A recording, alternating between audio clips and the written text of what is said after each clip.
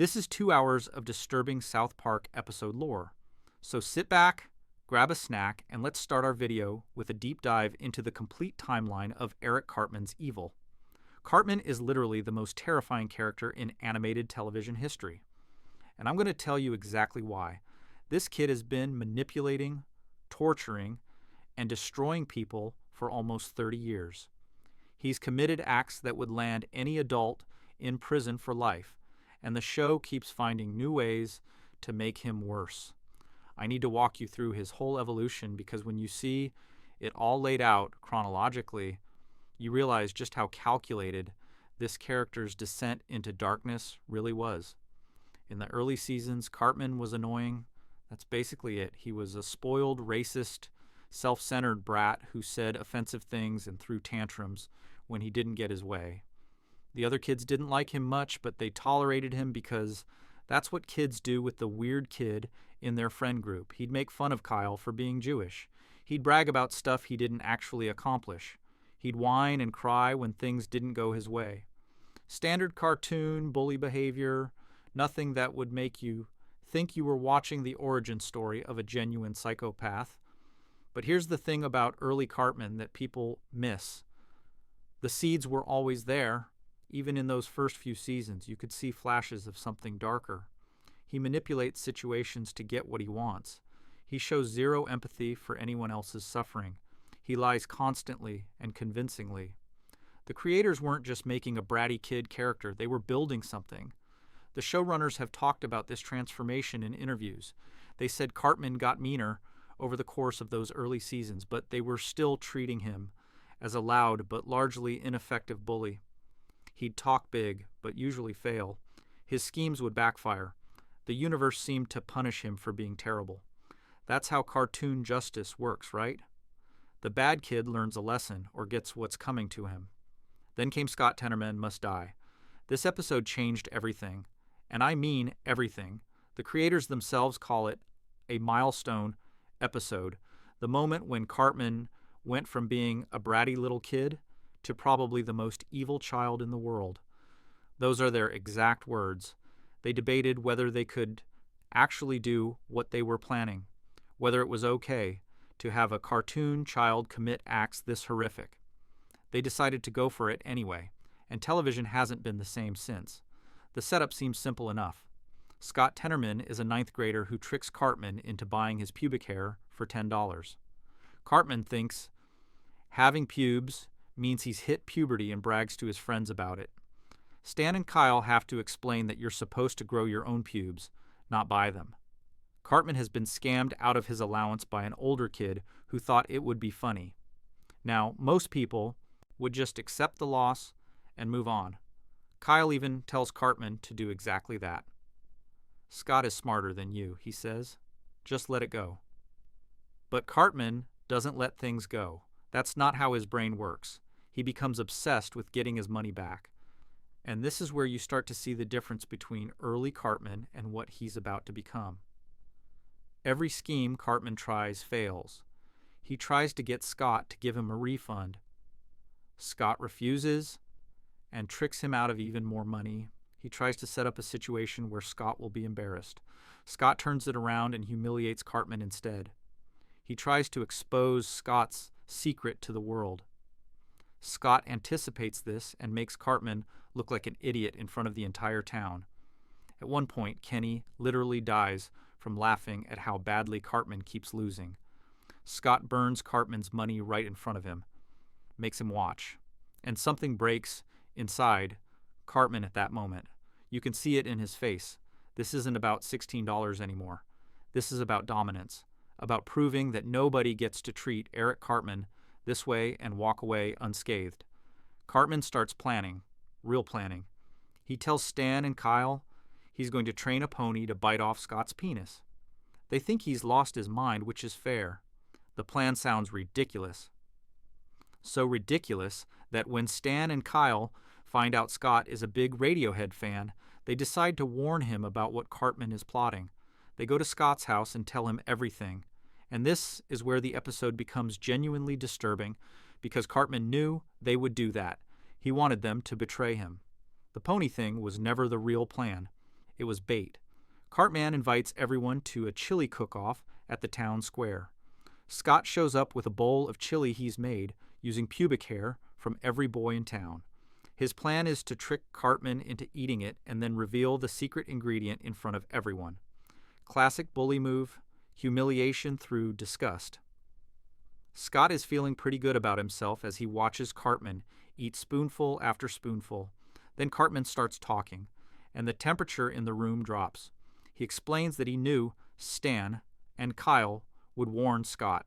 He counted on it. He knew that Scott, worried about his precious genitals, would send his parents to deal with the supposedly dangerous pony at Farmer Denkins's ranch. He knew that Farmer Denkins was a paranoid gun nut who shoots trespassers on sight. He had warned Denkins that violent pony killers were in the area. Scott's parents are dead, shot by a farmer defending his property. Cartman stole the bodies. The chili Scott is eating isn't Scott's chili. Cartman switched the bowls. The chili Scott has been enjoying for the past few minutes is made from the chopped up remains of his own mother and father. Scott starts screaming, crying, completely broken, and Cartman just sits there licking the tears off his face. He actually says the line out loud, "Let me taste your unfathomable sadness." The tears are so yummy and sweet. Then Radiohead shows up. Cartman had written to them pretending to be a dying fan, and they came to grant his final wish. They see Scott sobbing uncontrollably and call him a little crybaby, tell him to stop being such a wimp. Scott's favorite band in the world is mocking him while he's covered in his parents' remains. Stan turns to Kyle and says they should probably never piss Cartman off again. Kyle immediately agrees. These kids have seen a lot of weird stuff in South Park. Aliens, monsters, the literal devil.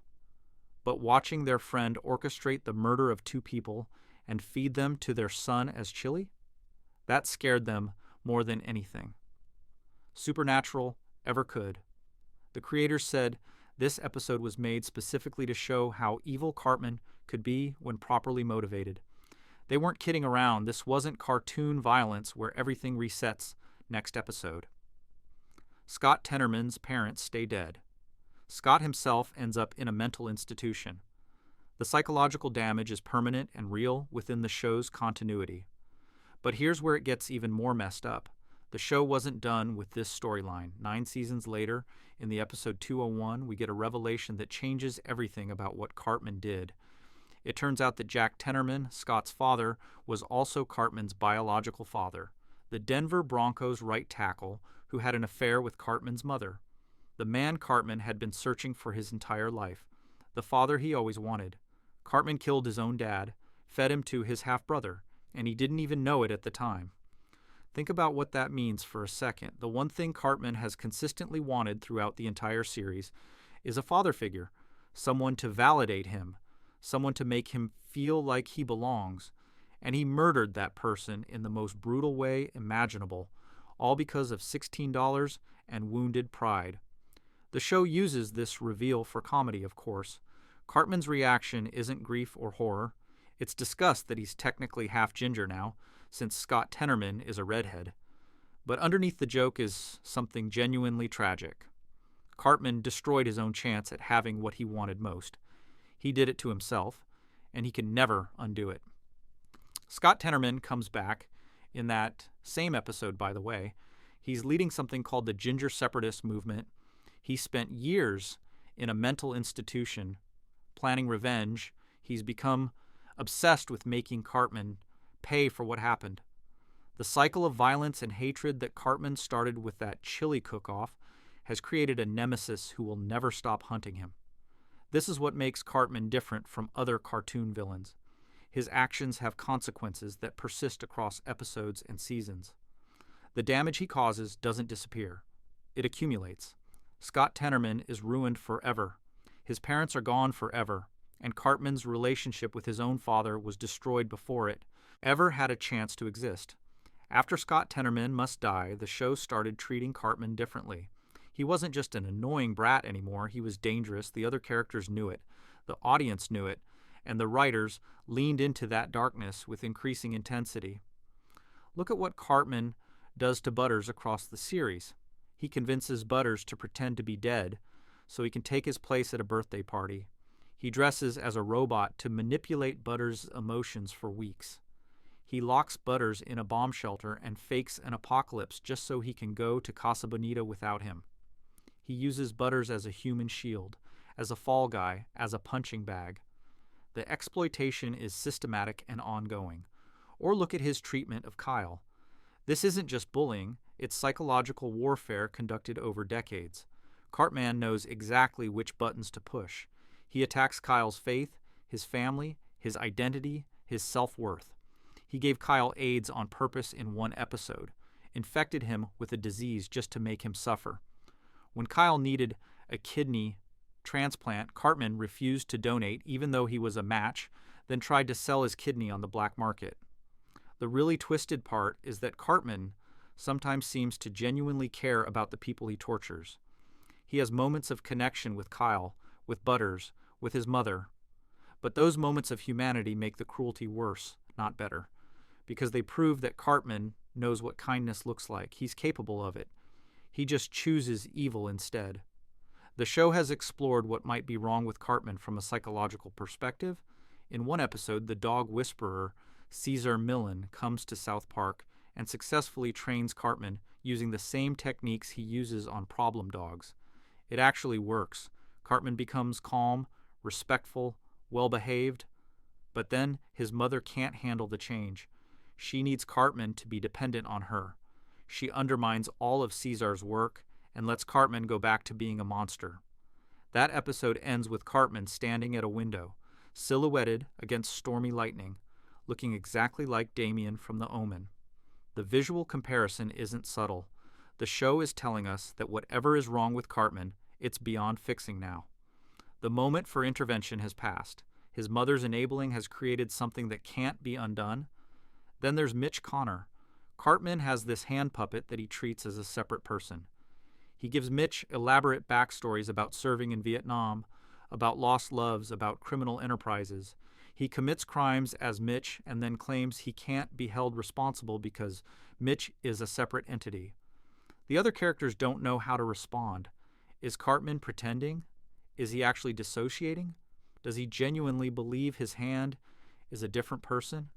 The Jennifer Lopez saga takes this even further.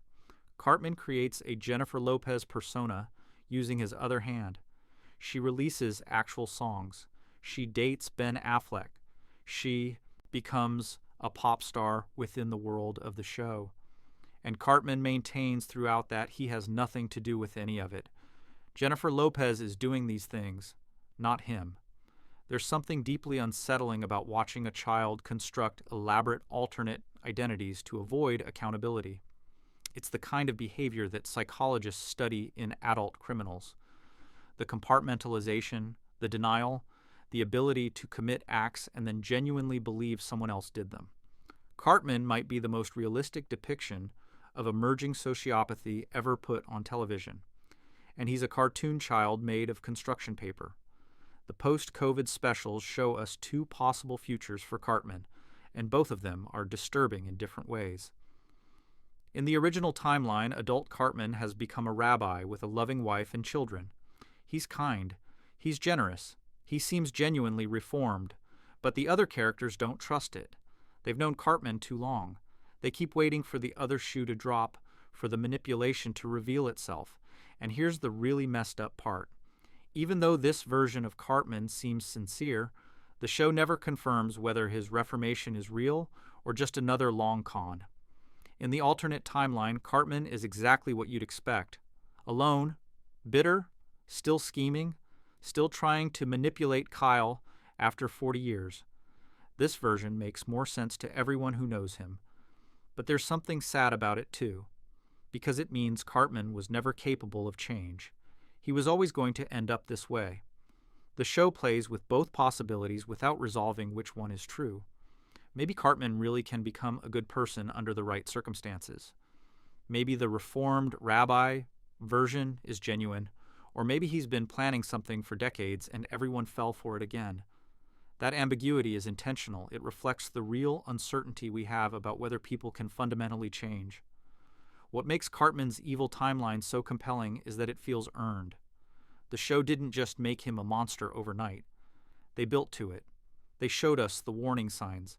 They gave us moments where things could have gone differently. Cesar Millan almost fixed him. His friends sometimes reach him. There are glimpses of a person who might have turned out okay. But Cartman keeps choosing the dark path. Every time. When faced with an opportunity to do the right thing, he does the cruel thing instead. When given a chance to show mercy, he doubles down on punishment. When someone extends trust, he exploits it.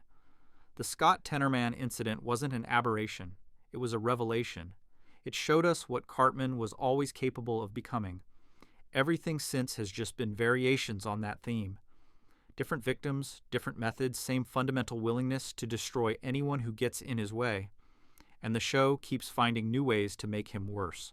New people to hurt, new lines to cross, almost 30 years of escalating. Evil, all starting from an annoying fat kid who wanted his $16 back. The really scary thing about Cartman is how relatable his motivations are. He wants respect, he wants love, he wants to feel important. These are normal human desires, but his methods for achieving them are monstrous. He can't get respect through accomplishment, so he demands it through fear. He can't earn love, so he manipulates people into proximity. He can't feel important on his own merits, so he tears everyone else down. Cartman is what happens when normal insecurities meet zero empathy and unlimited creativity for cruelty. He's a warning about what any of us might become if we stopped caring about other people's suffering, and the show has been exploring that darkness for almost 3 decades now. The timeline of Cartman's evil isn't just a list of bad things a cartoon character did. It's a case study in how monsters are made, how small cruelties escalate into large ones, how the absence of consequences encourages worse behavior, how the people around someone can enable their worst impulses without meaning to. Eric Cartman killed his own father, fed him to his half-brother, and has spent the rest of his life proving that wasn't even close to rock bottom. That's the complete timeline, and honestly, the show probably isn't done adding to it. Now let's move to the curse of Kenny McCormick. You know how Kenny dies in basically every episode? For years, everyone thought it was just a running gag. Stan says, "Oh my God, they killed Kenny." Kyle responds, "You bastards!" And then, next week, Kenny shows up at the bus stop like nothing happened. The show did this so many times that it became one of the most recognizable catchphrases in television history. People who have never watched a single episode of South Park know that Kenny dies a lot, but here's the thing. The show actually explained what's happening to Kenny, and when you understand the full picture, it stops being funny and starts being genuinely horrific. Kenny McCormick isn't just dying for laughs. He's trapped in an endless cycle of death and rebirth, fully conscious of every single time he's been killed, with nobody else remembering any of it. That's not a running gag. That's eternal psychological torture. The early seasons played Kenny's deaths purely for comedy. He gets hit by a bus, he explodes, he gets eaten by rats, he falls into a vat of something toxic. The deaths are creative and absurd and clearly not meant to be taken seriously. The show even acknowledges how ridiculous it is by having rats immediately appear to carry away his body, or by cutting to the next scene like nothing important just happened. Stan and Kyle deliver their catchphrase with the same energy every time. Horror, then anger, then moving on with their lives. By the next episode, Kenny is back. Nobody mentions that he died. Nobody seems to remember. It's just accepted that Kenny shows up. Kenny dies. Kenny returns. Cartoon logic. Don't think about it too hard. For 5 seasons, that was the extent of Kenny's character. He mumbled unintelligibly through his parka hood. He knew way too much about sex for a 4th grader, and he died in increasingly elaborate ways. The creators have admitted they got bored with the gag. It was repetitive. It limited what they could do with Kenny as a character. So in season 5, they decided to kill him off for real. The episode is called Kenny Dies, and unlike every other death, this one sticks. Kenny gets a terminal illness. There's no violent accident, no absurd circumstance. He just gets sick and dies in a hospital bed. Cartman has to go to Congress to advocate for stem cell research, trying to save him. It doesn't work. Kenny dies, and for an entire season plus he stays dead. The show replaced him first with Butters, then with Tweak. The other kids moved on, and it seemed like Kenny McCormick was actually gone from South Park forever. Then he came back. Season 6 finale, Red Sleigh Down. Kenny just shows up at the bus stop. Stan and Kyle barely react. They just say, "Oh hey, Kenny," like he's been gone for a weekend instead of dead for over a year. No explanation, no acknowledgement of how weird this is. The show seemed to be telling us not to ask questions about how Kenny's resurrections work. But the creators weren't done with the mystery. They just weren't ready to explain it yet. The full truth comes out in the Coon trilogy. These episodes are a parody of superhero franchises, with all the kids adopting costumed alter egos. Cartman becomes the Coon, a Batman-style vigilante who's actually just a selfish jerk in a raccoon costume. The other kids form Coon and Friends to stop various threats to South Park. Kenny's superhero identity is Mysterian. He wears a hood and a question mark. He's competent, mysterious, actually heroic. For most of the trilogy, nobody knows who Mysterian really is under the mask. The reveal happens when Kenny finally confronts the truth about himself. Mysterian's superpower is that he can't die. Kenny explains it to the other heroes, and you can hear the frustration in his voice. He's died countless times.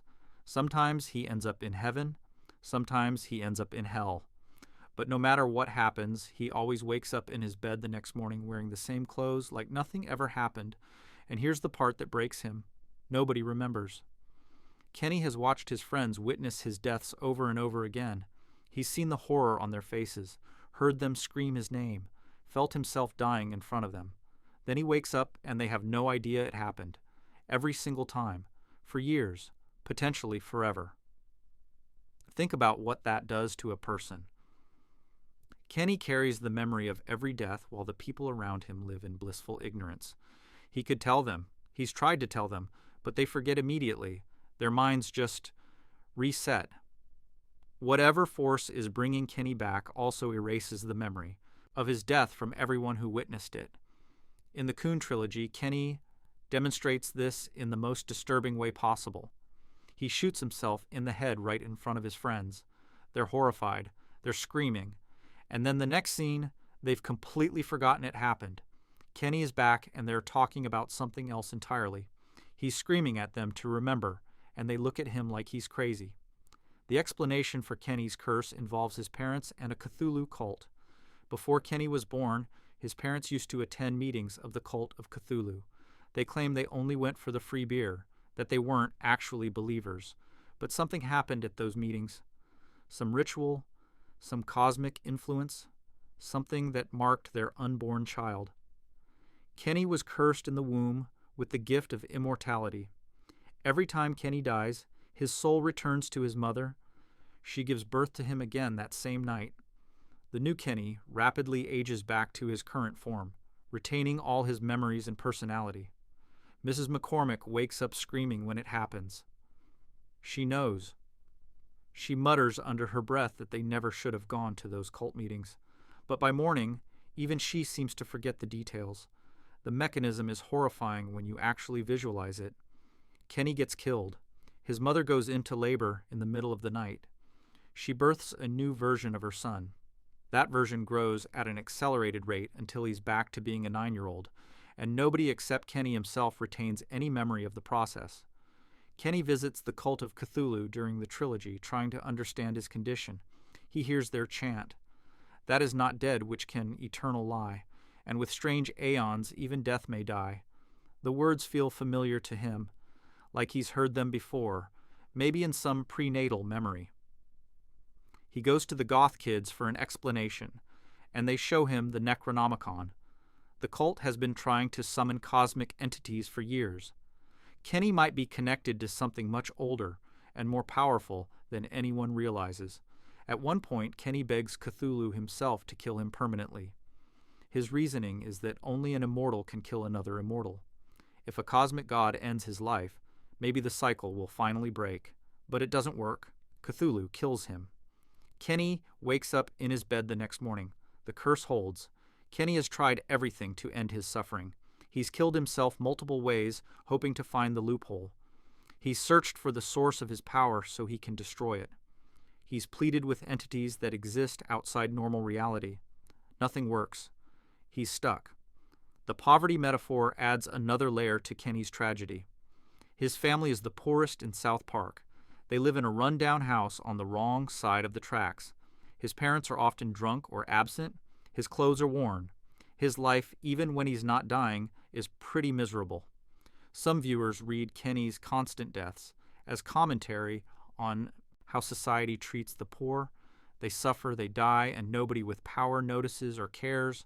The world just keeps moving without them. Whether that reading is intentional or not, it fits Kenny's character. He's always been overlooked. His voice is muffled so badly that other characters can barely understand him. His contributions to conversations get ignored. His deaths are treated as minor inconveniences rather than tragedies. Kenny exists in the margins of South Park, even among his own friend group. But here's something interesting that the show hints at but never fully explains. Cartman seems to remember Kenny's deaths.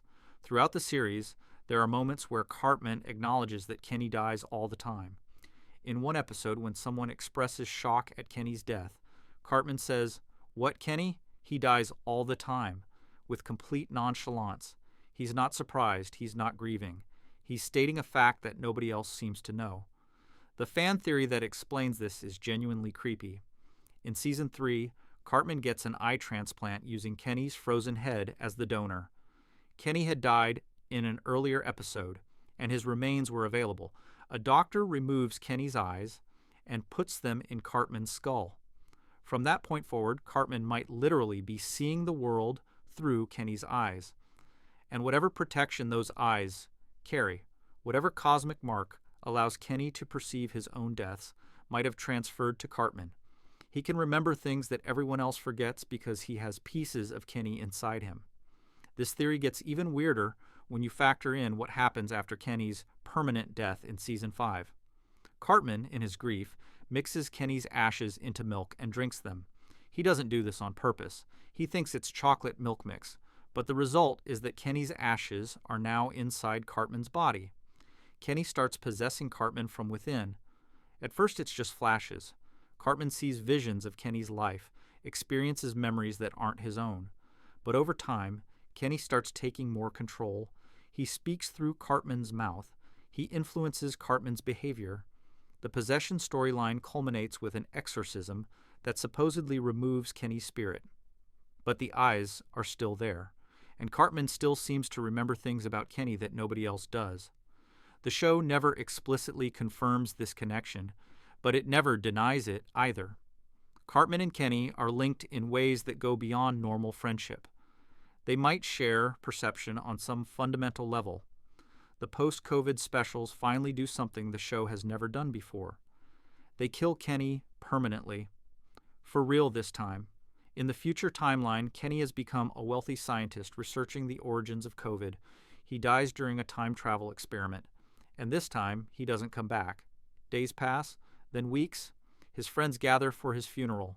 They're adults now, and they're genuinely mourning because Kenny is actually gone. The rules of his immortality seem to have broken.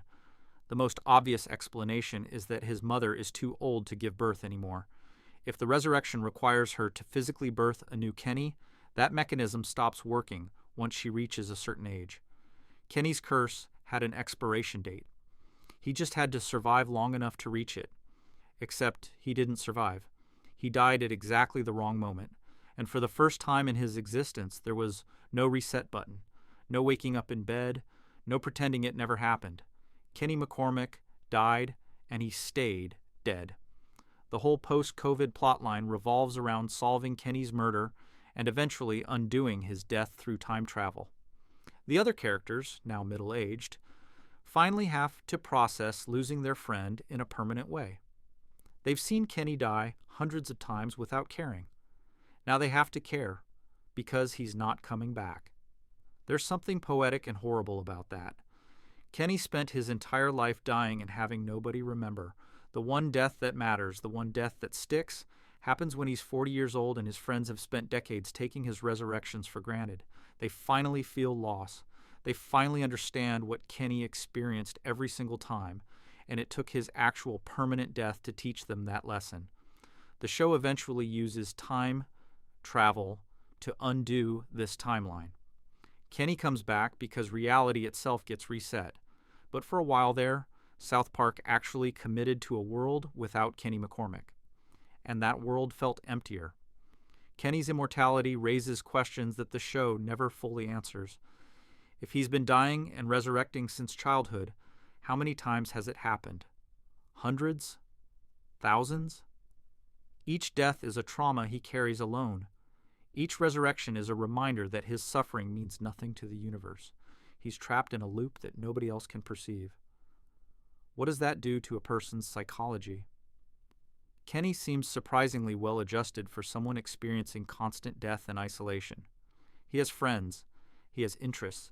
He finds joy in things like his superhero identity and his various adventures. But there are moments where you see the weight of it. The frustration when nobody remembers. The resignation when he realizes he can't escape. The quiet sadness of knowing that his life has this one fundamental aspect that he can never share with anyone. The Mysterian persona might be Kenny's way of coping. As Mysterian, his inability to die becomes a superpower instead of a curse. He uses it strategically. He throws himself into danger knowing he'll come back. He protects his friends without fear of personal consequence.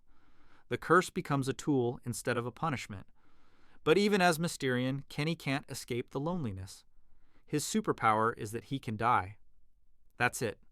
The other heroes have strength or gadgets or abilities that make them special. Kenny's only power is that he suffers more than anyone else and keeps going. That's heroism born from trauma. It's admirable and devastating at the same time. The really messed up part is that Kenny chose to keep living despite having every reason to give up. He could retreat into depression. He could stop engaging with a world that refuses to acknowledge his pain. He could become bitter and cruel like Cartman. Instead, he puts on a costume and tries to help people. He maintains friendships with kids who can't remember watching him die. He finds meaning in a life that the universe keeps trying to end. Kenny McCormick is trapped in an endless loop of suffering with no escape and no witness. His friends forget every death. His family forgets every rebirth. The cosmic forces that cursed him offer no explanation and no relief. He's alone in a way that nobody else in South Park can understand. And somehow, he keeps showing up at the bus stop every morning, ready for whatever comes next. The curse of Kenny McCormick isn't that he dies. It's that he has to keep living, knowing that his deaths mean nothing to anyone but himself. That's not a running gag. That's one of the darkest character concepts ever put into a comedy show, and the fact that South Park treats it as both serious and funny, depending on the episode, makes it even more unsettling. Kenny deserves better. He'll never get it. And tomorrow morning, he'll be back at the bus stop, waiting for Stan and Kyle, knowing that anything could kill him again before lunch. That's his existence, forever, or at least until his mother gets too old to bring him back. Now let's talk about the dark truth about Butters' abuse. Butterscotch might be the most tragic character South Park has ever created. Not because of what happens to him in any single episode, but because of what happens to him constantly, across decades of the show, from every direction imaginable. This kid is being systematically destroyed by the people who are supposed to protect him. His parents abuse him, his grandmother bullies him, his uncle molested him, his classmates exploit him, and the show plays most of it for laughs while quietly showing us the psychological damage accumulating in real time. When you actually catalog everything Butters has endured, it stops being funny pretty fast. Stephen and Linda Stotch are terrible parents. That's not controversial. The show makes it obvious from the moment they become actual characters instead of background figures. Their primary parenting technique is grounding Butters for everything, all the time, regardless of whether he actually did anything wrong. Butters gets grounded for being in the wrong place at the wrong time. He gets grounded for things other kids did that he had no involvement in.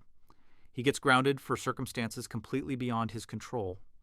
The punishment is so automatic and so disconnected from actual behavior that it stops functioning as discipline and becomes pure psychological abuse.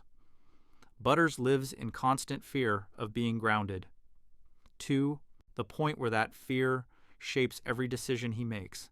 The grounding isn't even the worst of it. In Butters' very own episode, we see what happens when Stephen Stotch's secrets start coming out. Butters' mom sends him to follow his dad and find out what anniversary present he's buying her. Instead, Butters discovers that his father has been going to gay bathhouses and adult movie theaters. He reports back to his mother without understanding what any of it means. Linda Stotch has a complete psychological breakdown. She doesn't confront her husband or seek help or file for divorce like a rational person would. She decides that the only solution is to kill Butters and then herself. Destroy the evidence of her failed marriage by destroying her own child. She drives Butters to a lake, locks him in the car, rolls it into the water, then goes home to hang herself. Butters survives because the car gets caught on some rocks. He manages to unlock the door and escape. He's stranded in the middle of nowhere, a child who just watched his mother try to murder him, and his first thought is that he needs to get home, in time for their anniversary dinner at Bennigan's. That's how warped his priorities have become. His mother just attempted filicide, and Butters is worried about missing a restaurant reservation.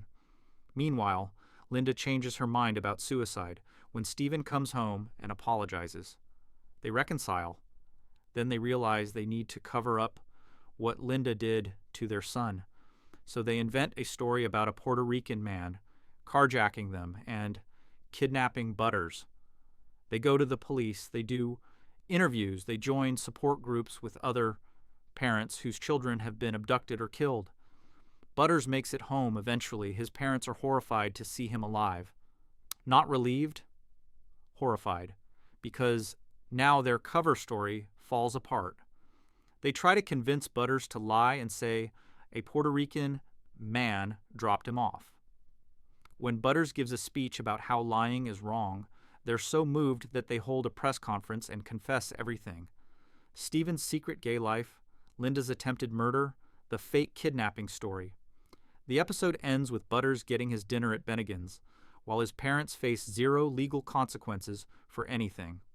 His mother tried to kill him. She confessed on television. Nobody gets arrested. Nobody goes to jail. The Stotch family just continues existing as if this was a minor hiccup in their relationship. Butters' conclusion from this experience, sometimes lying really is for the best. He would have been happier not knowing his dad visits bathhouses and his mom is capable of drowning him in a lake. The lesson he learns is that truth causes pain and ignorance might be preferable. That's dark. That's genuinely uncomfortably dark. For a comedy show, the abuse doesn't stop there.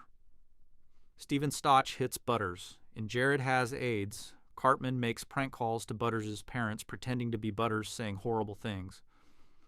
When the real Butters comes home, both parents beat him for the phone calls he didn't make. They don't ask questions. They don't investigate. They just start hitting their child. In Margarine, Butters fakes his death so the boys can use him to infiltrate a girl's slumber party. His parents believe he's actually dead. They hold a funeral. They grieve. Then Stephen, convinced that Butters might come back as some kind of demon, digs up the grave and reburies the body at an Indian burial ground. When Butters returns home alive, Stephen locks him in the basement and starts feeding him dead bodies, certain that his son has become a monster that needs to be contained. Stephen Stotch looked at his living, breathing child and decided it was more likely that he'd become a supernatural creature than that there had been a misunderstanding about his death. That's how Stephen's mind works. That's the logic Butters has to navigate every day. The show reveals where Stephen's behavior comes from in the fractured but whole video game. While high on cat urine, Stephen has a flashback to his own childhood. His mother beat him for breaking rules. She grounded him constantly. She used fear as her primary parenting tool. Stephen is recreating the abuse he experienced as a child, passing it down to the next generation. The cycle perpetuates itself. Speaking of Stephen's mother, Grandma Stotch gets her own spotlight in the episode Butterballs. She visits South Park and immediately starts bullying Butters. Not in front of other adults, of course. She's careful about that. But when nobody else is looking, she threatens him, demeans him, physically hurts him. Classic abuser behavior, all smiles in public, all cruelty in private. Butters tries to get help. He goes to school counselors who don't take him seriously. He tries to tell his parents, but they don't notice anything wrong with Grandma's behavior. Everyone is so used to seeing Butters as a victim that additional victimization doesn't register as unusual. He's the kid who gets hurt. That's just how things are. The episode becomes a meta-commentary on anti-bullying campaigns, but underneath the satire is a genuine depiction of a child being abused by a family member, while every system that should protect him fails completely. Butters eventually snaps and confronts his grandmother, but the damage is already done, and nothing actually changes in the family dynamic. Then there's Uncle Bud. In The Return of Chef, while the boys are dealing with Chef's bizarre behavior, Butters casually mentions that his Uncle Bud has done sexual things to him. He says it like he's commenting on the weather. No emotional weight. No recognition that what he's describing is molestation. Butters doesn't understand that what happened was wrong. He's just stating a fact about his life. The show never revisits this. It's played as a dark joke, one more item on the list of terrible things Butters experiences. But think about what that throwaway line actually means. Butters has been sexually abused by a family member, and he's so normalized to mistreatment that he doesn't recognize it as abuse. He mentions it and moves on. Nobody follows up. Nobody gets him help. Nobody reports Uncle Bud to authorities. Butters exists in a world where every adult in his life either hurts him directly or fails to protect him from harm. His parents beat him and try to kill him. His grandmother bullies him. His uncle molests him. His teachers don't notice. The police don't care. He's completely alone in his suffering. And then there's Cartman. If Butters' family provides the foundation of his trauma, Cartman builds the entire skyscraper on top of it. No character in South Park has exploited Butters more consistently or more cruelly than Eric Cartman. The manipulation is systematic and endless. Cartman convinces Butters to dress as a girl and infiltrate a slumber party. Cartman fakes being a robot to psychologically torment Butters for weeks. Cartman locks Butters in a bomb shelter and pretends the world has ended, leaving him underground for days, just so Cartman can take his place at a birthday party. Cartman uses Butters as the fall guy for schemes, as a human shield in dangerous situations, as a punching bag when he's frustrated. The Awesome O episode is particularly disturbing when you think about it. Cartman spends an extended period pretending to be a helpful robot, and Butters opens up to him completely. He shares his fears, his hopes, his secrets.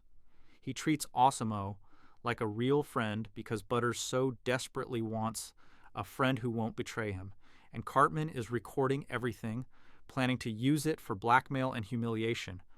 Butters eventually gets revenge in that episode by showing embarrassing footage of Cartman to the whole town.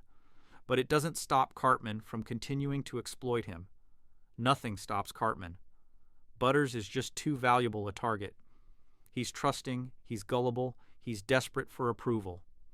He'll believe anything and do anything if someone frames it as helping a friend. The psychological damage from all this abuse shows up throughout the series in ways the show doesn't always acknowledge directly. Butters has told other characters that he wakes up to the sound of his own screams. Think about that. This child's sleep is interrupted by nightmares so severe that he screams himself awake. That's a symptom of serious trauma. That's the kind of thing that gets kids referred to therapists in the real world. In South Park, it's mentioned once and then ignored. In the Imagination Land trilogy, Butters is asked to imagine the most prominent thing in his mind. What appears? His father screaming that Butters is grounded. Not a happy memory, not a fantasy, just his dad yelling at him.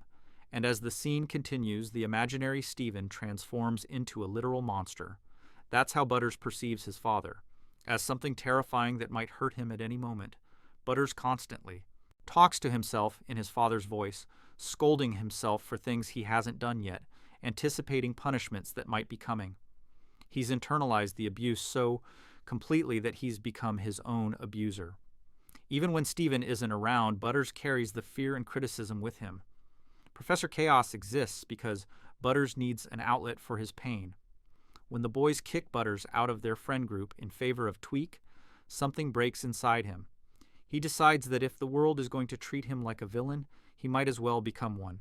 He creates the Professor Chaos persona, complete with a tinfoil helmet and plans for world domination. The plans are pathetic. His schemes are harmless. But the motivation is real.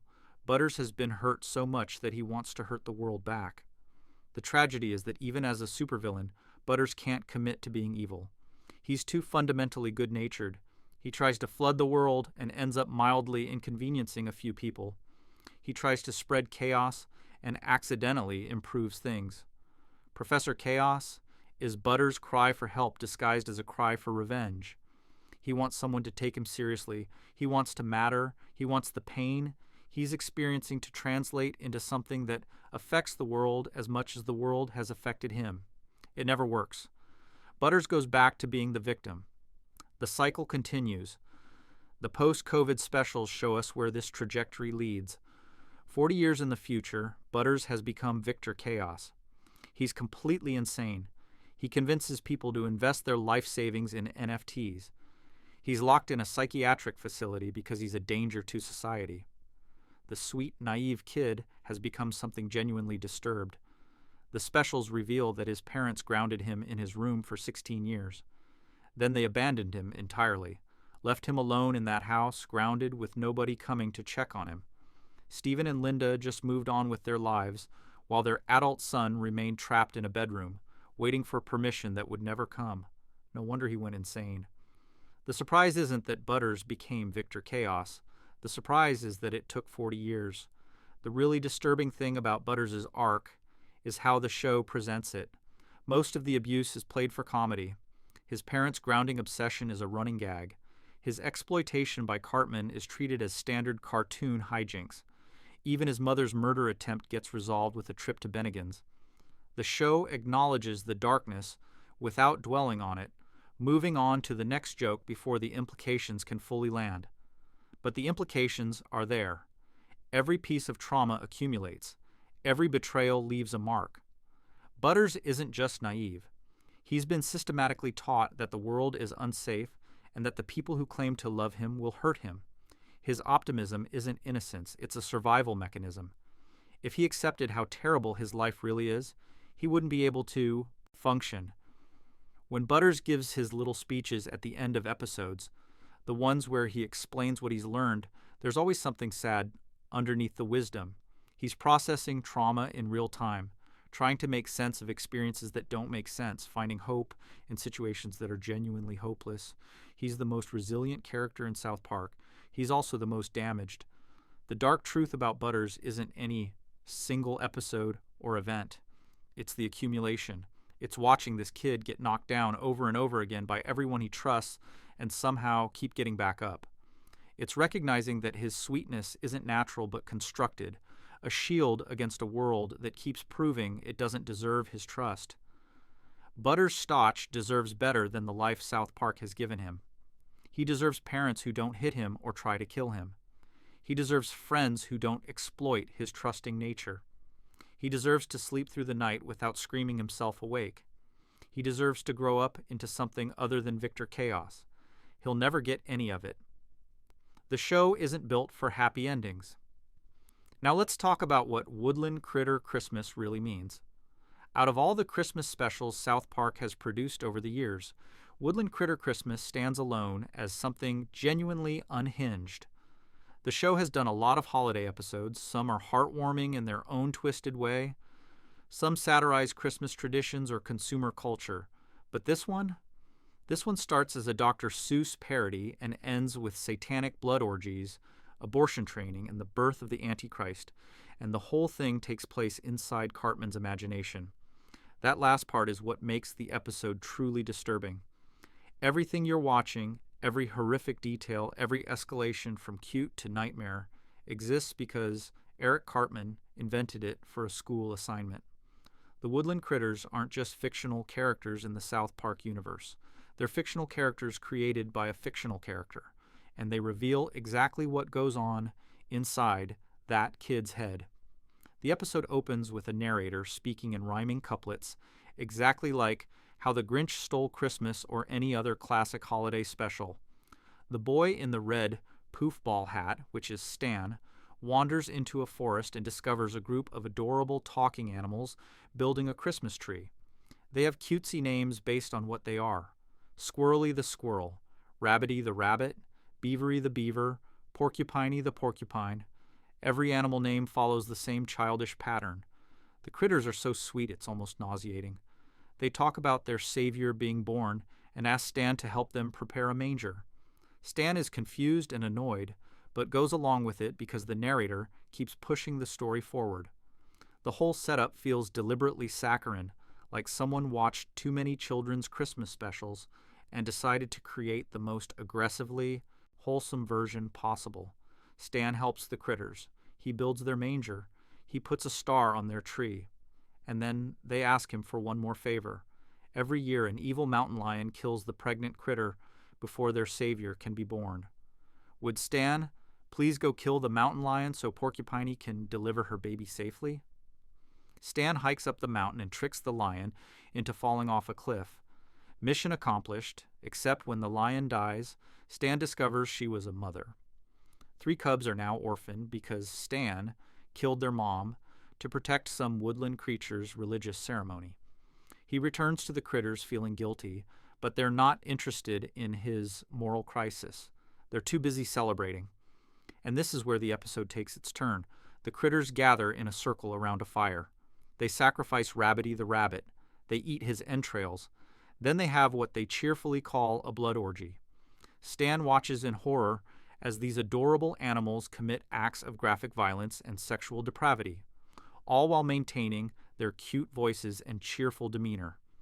They thank Stan for killing the mountain lion because now nothing can stop the birth of their savior, who is, it turns out, the Antichrist, the son of Satan. The critters aren't Christians, they're Satanists. The whiplash is intentional. The show spends the first act building up every cliché of heartwarming Christmas entertainment, then rips it away to reveal something grotesque underneath. Dearie the deer looks into the camera with big innocent eyes and talks about drinking blood. Squirrely, the squirrel coordinates a demonic ritual while speaking in the same gentle voice he used to ask for help with the Christmas tree. Stan tries to stop them, but the critters have satanic powers now. They conjure fire. They summon demons. The closer they get to the Antichrist's birth, the stronger they become. Stan realizes the only thing that could have prevented this was the mountain lion he killed. He needs to go back and recruit the orphaned cubs to help him stop the apocalypse. The cubs agree to help, but they're too small to fight the critters directly. The only way to stop the Antichrist is to prevent its birth, which means the cubs need to learn how to perform an abortion. The narrator literally forces Stan to take 3 baby mountain lions to an abortion clinic for training. Stan objects at every step. He doesn't want to be in this story anymore. He keeps trying to walk away or change the subject, but the narrator insists. The plot demands it. The cubs must learn abortion techniques so they can use them on the Antichrist later. Meanwhile, the critters need a human host for the Antichrist once it's born. The demon can't survive on its own. It needs an unbaptized human body to inhabit. They search South Park for someone who hasn't been baptized and land on Kyle Broflovsky. He's Jewish. He doesn't celebrate Christmas. He's never been through any Christian baptismal ceremony. Kyle is the perfect vessel. They kidnap Kyle and strap him to a satanic altar. The Antichrist is born.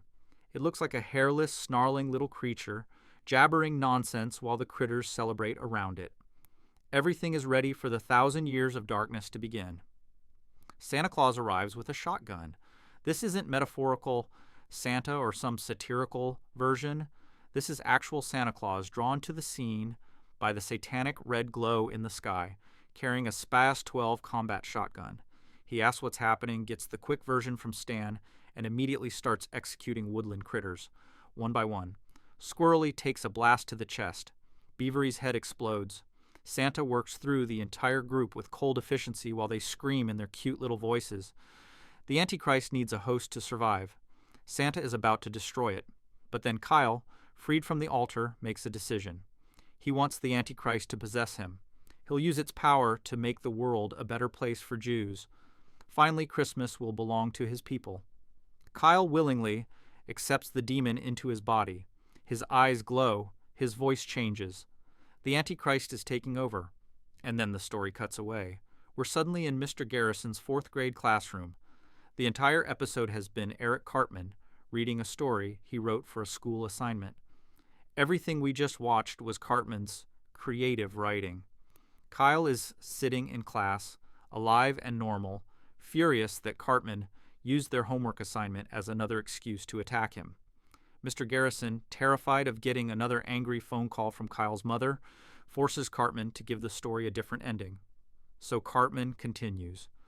In his revised version, the mountain lion cubs perform an emergency abortion on Kyle. Santa smashes the Antichrist with a sledgehammer, and everyone has a Merry Christmas. Except Kyle. Kyle dies of AIDS 2 weeks later. Cartman can't help himself. Even when forced to create a happy ending, he has to add one final cruelty. The last image is Kyle in a hospital bed, dying of AIDS, while the narration cheerfully announces the end of the story. You can hear Kyle shouting, "God damn it, Cartman," as the credits roll. The episode works on multiple levels simultaneously. On the surface, it's a parody of Christmas specials. The rhyming narrator, the cute animals, the messages about friendship and helping others, all the tropes are present and accounted for. The subversion comes from revealing that these wholesome elements are a facade covering something monstrous. Deeper than that, it's commentary on the gap between appearance and reality in holiday entertainment. Christmas specials pretend the world is simple and good. They teach children that kindness is rewarded and evil is punished. Woodland Critter, Christmas takes those lies and exposes them by having the kindness literally enable the apocalypse. Stan's helpfulness almost destroys the world. The cute animals were the villains all along, but the deepest level is what it reveals about Cartman. This is his imagination. This is what he creates when given a blank page and told to write a Christmas story. Blood orgies, satanic rituals, Kyle being possessed by demons and then dying of AIDS, mountain lion cubs learning abortion techniques, adorable creatures committing unspeakable acts. The woodland critters aren't just villains. They're villains disguised as something innocent. That's how Cartman sees the world. Everything nice is secretly hiding something terrible. Trust is a trap. Kindness leads to suffering. The only way to survive is to be the monster before someone else monsters you. And his treatment of Kyle in the story is pathological. Cartman didn't just make Kyle a victim, he made Kyle a willing participant in evil. Kyle chooses to accept the Antichrist. Kyle wants to use demonic power to make Jews dominant over Christians. Cartman is projecting his own darkest impulses onto his Jewish friend and then punishing him for having them. The AIDS ending is the clearest window into Cartman's psyche. Mr. Garrison forces him to write a happy conclusion. Everyone lives, the good guys win, Christmas is saved, but Cartman cannot let Kyle have a happy ending. Even in a story where he's been ordered to make things turn out well, Cartman has to sneak in one more attack. Kyle survives the Antichrist only to die of disease. Cartman's hatred is so deep that he will sabotage his own story just to hurt Kyle. The creators have talked about how difficult this episode was to make. They started with the basic idea of doing a Christmas critter parody, but couldn't figure out where to take it. On Saturday morning, with the Wednesday deadline approaching, Trey Parker decided to just commit to whatever they had. That afternoon, someone suggested making the critters satanic. The blood orgy came from the 1997 horror movie Event Horizon. By Sunday, they had the rhyming narrator and the meta twist of it being Cartman's story. Parker has said he was driving home that night when he suddenly realized they'd actually made something. He roared out loud in his car, not because the episode was good in a traditional sense, because it was exactly the kind of unhinged creative swing that South Park does better than any other show. The woodland critters became recurring characters after this episode. They show up in the Imagination Land trilogy as some of the most dangerous villains on the evil side of imagination. They torture Strawberry Shortcake. They organize the bad guys into a more effective fighting force. They're treated as genuinely terrifying within the show's mythology, which makes sense. These creatures were born from Cartman's mind. They're manifestations of his worst impulses, given cute, furry bodies. When the critters appear in South Park video games, they're always threats, always enemies. The show has fully committed to the idea that these things Cartman invented are genuinely evil, even outside the context of his original story. His imagination has become part of canon. The darkness inside his head has been given permanent existence. Woodland Critter. Christmas was the last traditional Christmas episode South Park made for 10 years. After this, they stepped away from holiday specials entirely. It's not hard to understand why. How do you follow satanic blood orgies and antichrist abortions? What Christmas story do you tell after you've gone that far? The show had pushed the holiday format as far as it could possibly go. The episode also established something important about South Park's approach to darkness. The show doesn't do horror, it doesn't do serious drama, but it can create genuinely disturbing content by taking absurd premises to their logical extremes. Cute animals worshiping Satan isn't scary in a traditional sense.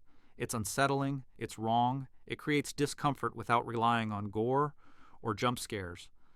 That discomfort comes from the contrast. The critters look like they belong in a children's show. They sound like they belong in a children's show, but their actions are something out of a splatter film. Your brain can't reconcile the input. It's receiving signals that say safe and friendly while watching things that are neither. Cartman's brain apparently reconciles these contradictions just fine. He invented creatures that embody the gap between appearance and reality. He made things that look innocent and act monstrous. That's either brilliant artistic instinct or a warning sign about his psychology. Probably both. The fact that Kyle immediately recognizes the story as an attack on him suggests this isn't the first time. Cartman has used creative writing assignments to mock Jews before. He has a pattern. This Christmas story is just the most elaborate version of something he does constantly.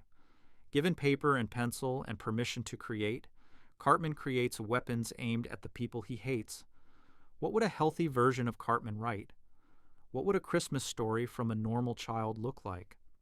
The show never answers that question because Cartman isn't normal. Every creative outlet becomes an expression of his worst impulses. Art class, writing assignments, even his superhero fantasies. Everything gets twisted toward cruelty. The Woodland Critters didn't have to be satanic. Cartman could have written a simple parody of Christmas specials without the blood orgies and demon births. He could have made Kyle a hero instead of a willing host for the Antichrist. He could have given the story a genuinely happy ending instead of killing Kyle with AIDS. He didn't want to. That's what Woodland Critter Christmas really means. It's not just a dark comedy episode or a parody of holiday entertainment. It's a psychological portrait of a deeply disturbed child expressed through the fiction he creates. The satanic critters, the blood orgies, the targeting of Kyle, the inability to allow happiness even when ordered to, all of it comes from inside. Cartman, all of it was there before the assignment. The school project just gave it a shape. When Santa Claus shows up with a shotgun to execute cartoon animals, he's essentially doing what any reasonable adult would do if they could see inside Cartman's imagination. He's trying to destroy the evil before it spreads. But the evil doesn't die. The critters come back in other episodes. Kyle survives to be targeted again and again. Cartman's creative darkness regenerates as fast as Kenny's physical body. The Woodland Critters proved that even Cartman's imagination is a dangerous place. Anything he creates comes out twisted. Any story he tells has victims. His mind doesn't produce joy or wonder. It produces blood orgies disguised as Christmas specials. Hail Satan indeed. Now let's talk about the psychology behind Cartman's darkness. But before I tell you about that, subscribe to our channel. Eric Cartman isn't just a cartoon villain. When you actually analyze his behavior using real psychological frameworks, It gets unsettling how accurately the show depicts pathological personality development. The creators didn't just make a bratty kid and call it a day. They built something that clinical psychologists could write papers about. Cartman displays patterns of manipulation, emotional detachment, and grandiosity that map directly onto recognized personality disorders, and the show has spent almost 30 years exploring how he got this way. The nature versus nurture question looms over everything Cartman does. Was he born broken, or did his environment make him? The show seems to argue it's both. He had predispositions towards certain behaviors, and then his upbringing amplified every single one of them until the result was something genuinely monstrous. Start with Liane Cartman. Eric's mother is one of the most permissive parents in television history. She gives him everything he wants. She never says no. She never enforces consequences. When Cartman throws tantrums, she caves. When he makes demands, she fulfills them. When he does something horrific, she makes excuses or pretends it didn't happen. The show has established that Liane will do literally anything to avoid conflict with her son. She's bought him expensive electronics to stop his crying. She's lied to authorities to protect him from consequences. She's allowed him to treat her like a servant, fetching things and cooking whatever he demands at any hour. The power dynamic in their household is completely inverted. Cartman runs the house. Liane just lives there. This kind of parenting creates a specific type of child. When kids never hear no, they don't develop frustration tolerance. They don't learn that other people have needs that matter. They come to expect that the world will bend to accommodate them, and when it doesn't, they react with rage or manipulation. Cartman is a textbook case of what happens when permissive parenting meets a child predisposed toward antisocial behavior. The Twist episode makes this explicit. Caesar Millen, the dog whisperer, comes to South Park and applies his animal training techniques to Cartman. He treats Eric exactly like he would treat a problem dog: calm, assertive energy, clear boundaries, immediate consequences for bad behavior, and it works. Cartman becomes respectful, well-behaved, almost pleasant. The transformation is remarkable. Then Liane undermines everything. She can't handle the new dynamic. Having a well-behaved son means she has to maintain boundaries, and maintaining boundaries means sometimes being the bad guy. Liane's entire identity is wrapped up in being the nice mom, the accommodating mom, the mom who gives her boy whatever he needs. When Caesar's methods require her to be firm, she crumbles. By the end of the episode, Liane has undone all of Caesar's work. Cartman is back to being a monster. The final shot shows him silhouetted against lightning like Damien from The Omen. The message is clear. Whatever chance Cartman had for redemption died when his mother chose her own comfort over her son's development. She created him. She could have fixed him. She didn't. The absent father wound runs through Cartman's entire character arc. For years, he didn't know who his father was. His mother told various lies about it. The mystery became a recurring plot point, with different episodes suggesting different answers. Cartman clearly wanted a father. He wanted that validation, that masculine presence, that sense of belonging to something larger than his dysfunctional household. When the truth finally came out in episode 201, it was devastating. Cartman's father was Jack Tenorman, Scott Tenorman's father. The man Cartman had killed and fed to his own son as chili. Cartman didn't just lack a father, he had murdered his father without knowing it. The one thing he wanted most in the world was something he'd already destroyed. The show plays this for dark comedy. Cartman's reaction isn't grief or regret. It's disgust that he's technically half ginger now. But underneath the joke is genuine tragedy. Cartman's entire psychology might be different if he'd had a father present. His desperate need for validation, his manipulation of authority figures, his attempts to prove his dominance. These could all be compensatory behaviors for the absence of paternal guidance. Not that having Jack Tenorman around would have helped. The man apparently had an affair with Liane Cartman during a drunken party and never acknowledged the resulting child. He wasn't a good person, but Cartman didn't know that. He just knew there was a hole where a father should be. The traits Cartman displays match up disturbingly well with clinical descriptions of narcissistic and antisocial personality patterns. He has grandiose self-image. He lacks empathy for others' suffering. He manipulates people for personal gain without guilt. He can't tolerate criticism or perceived slights. He has difficulty maintaining genuine relationships. He exploits those closest to him. Normally, you don't diagnose personality disorders in children because their personalities are still forming. The traits might be present but not yet fixed. Cartman is a special case because the show has depicted him across nearly 30 years of episodes, and the patterns have remained consistent. He's not growing out of these behaviors, he's growing into them more deeply. The manipulation patterns deserve their own analysis. Cartman doesn't just lie to get what he wants. He constructs elaborate scenarios, plays on people's emotions, anticipates their reactions, and positions himself to benefit regardless of outcome. The Scott Tenorman revenge plot required months of planning and the ability to predict how multiple people would behave. That's not impulsive cruelty, that's calculated strategic thinking. He knows exactly which buttons to push with each person. With Kyle, it's Jewish identity and family loyalty. With Butters, it's the need for friendship and approval. With his mother, it's guilt and fear of his tantrums.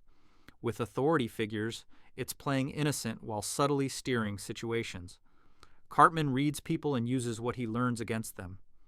This level of social intelligence paired with zero empathy creates something genuinely dangerous. Cartman understands emotions. He just doesn't feel them the way normal people do. He can mimic care and concern when it serves his purposes. He can cry on command. He can appear vulnerable to gain sympathy. But none of it is real. It's all performance aimed at achieving specific outcomes. The Mitch Connor saga reveals how Cartman's mind handles accountability. Mitch is a hand puppet, just Cartman's hand, with a face drawn on it. But Cartman treats Mitch as a completely separate person with his own history, motivations, and agency. He gives Mitch elaborate backstories about serving in Vietnam, about lost loves, about criminal enterprises that span decades. When Cartman does something as Mitch, he claims he can't be held responsible. Mitch did it. Mitch made the decisions. Cartman was just there. This isn't a bit or a game. Cartman seems to genuinely believe, or at least convincingly pretend to believe, that his hand puppet is a separate entity capable of independent action. The Jennifer Lopez persona takes this even further. Cartman creates a female pop star using his other hand. She records songs. She has a relationship with Ben Affleck. She becomes famous within the show's universe. And Cartman maintains complete denial that he's involved.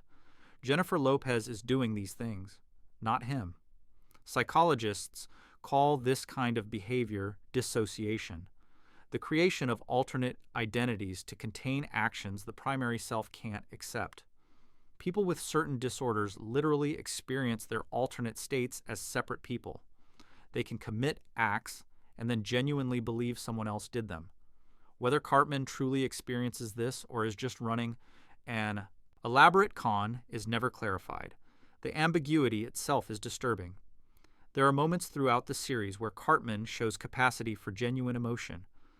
These moments are rare but significant because they prove something human exists underneath all the manipulation and cruelty. When Kenny dies for real in Season 5, Cartman is devastated. He goes to Congress to advocate for stem cell research. He gives a passionate speech about losing his friend. Some of this is performance, but some of it seems genuine. Cartman and Kenny were actually close. They called each other best friends. Kenny's death affected Cartman in a way that few other events have. The problem is that even Cartman's genuine emotions get twisted. His stem cell advocacy turns out to be a cover for a get-rich-quick scheme involving aborted fetuses. His grief for Kenny becomes fuel for manipulation. Whatever authentic feeling existed gets subsumed by his pathological need to profit from every situation. His relationship with Kyle is the most complex dynamic in the show. Cartman hates Kyle. He attacks Kyle constantly, mocks his faith, insults his family, makes his life miserable in every possible way. But he's also obsessed with Kyle in ways that suggest something deeper than hatred. Cartman seeks Kyle's attention above everyone else's. He includes Kyle in his schemes, even when it would be easier to exclude him. He seems to crave Kyle's reaction to his provocations more than any material benefit. When Kyle ignores him, Cartman escalates. When Kyle engages, Cartman seems almost satisfied, like the conflict itself is the point. Some fans read this as repressed affection. Cartman doesn't know how to express positive feelings, so everything comes out as aggression. Kyle represents something Cartman wants, but can't have, or can't admit to wanting. The hatred is a mask for more complicated emotions. Other fans read it as pure, antisocial fixation. Kyle is the one person who consistently challenges Cartman, calls out his behavior, refuses to go along with his schemes. That makes Kyle a target. Cartman needs to dominate everyone around him, and Kyle's resistance makes him the ultimate prize. Breaking Kyle would validate Cartman's worldview in ways that breaking weaker targets never could. The show supports both readings without confirming either. Cartman and Kyle's relationship remains ambiguous after nearly 30 years. They're enemies, but they're also the enemies who can't exist without each other. Remove Kyle from Cartman's life and something fundamental changes. The post-COVID specials present two radically different versions of adult Cartman, and both illuminate his psychology in interesting ways. In the original timeline, 40-year-old Cartman is a rabbi with a loving wife and children. He's kind. He's patient. He seems genuinely reformed. His family is Jewish. He's embraced the faith he spent his entire childhood mocking. When his old friends suspect this is an elaborate con, he seems hurt by their distrust. This version of Cartman raises uncomfortable questions. Is fundamental change possible? Can someone with Cartman's psychology actually become a good person? The show never confirms whether Rabbi Cartman is sincere or running a decades-long manipulation. The ambiguity is intentional. We want to believe people can change, but Cartman has betrayed trust so many times that the cynical reading always feels more plausible. In the alternate timeline created by time travel, Cartman is alone and bitter. He's still scheming, still trying to manipulate Kyle, still exactly what you'd expect him to become. This version feels more honest somehow, more consistent with everything we know about his psychology. The reformed rabbi feels like a fantasy. The lonely schemer feels like truth. The show uses Cartman to explore whether evil is a choice or a condition. Are some people simply born wrong? Do they make decisions that lead them toward darkness? Or are they pushed there by circumstances beyond their control? Cartman has had opportunities to choose differently. Caesar Millen showed him another path. His friends have occasionally reached him. The reformed future proves alternate outcomes were possible. But Cartman keeps choosing cruelty. Every time he's offered redemption, he finds a way back to manipulation and harm. At some point, the choices accumulate into something that looks indistinguishable from fate. Maybe the distinction between nature and nurture stops mattering when the end result is the same, regardless of which path you trace. What makes Cartman psychologically fascinating is that his motivations are recognizable. He wants love, he wants respect, he wants to feel important. These are universal human desires. The horror comes from his methods. He pursues normal goals through monstrous means because his psychology doesn't allow for normal approaches. Cartman can't earn respect through accomplishment because his narcissism makes him believe he already deserves respect. He can't find love through genuine connection because his lack of empathy prevents him from truly seeing other people. He can't feel important through contribution because his antisocial traits make him view others as tools rather than collaborators. So he manipulates, he threatens, he schemes, he hurts people until they give him what he wants, or until he destroys them for refusing.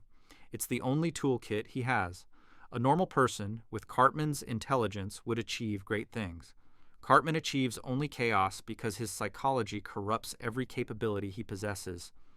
The creators have said Cartman is partly based on Archie Bunker from All in the Family. Both characters are bigoted, both are loudmouthed, both alienate the people around them. But Archie Bunker was ultimately sympathetic. His prejudices came from ignorance and fear, and the show occasionally showed his capacity for growth. Cartman has no such sympathy built into his character. He's not a misguided person who could become better with education or exposure. He's a predator who has been given every opportunity to change and has rejected each one. The show respects its audience enough to let Cartman be irredeemable.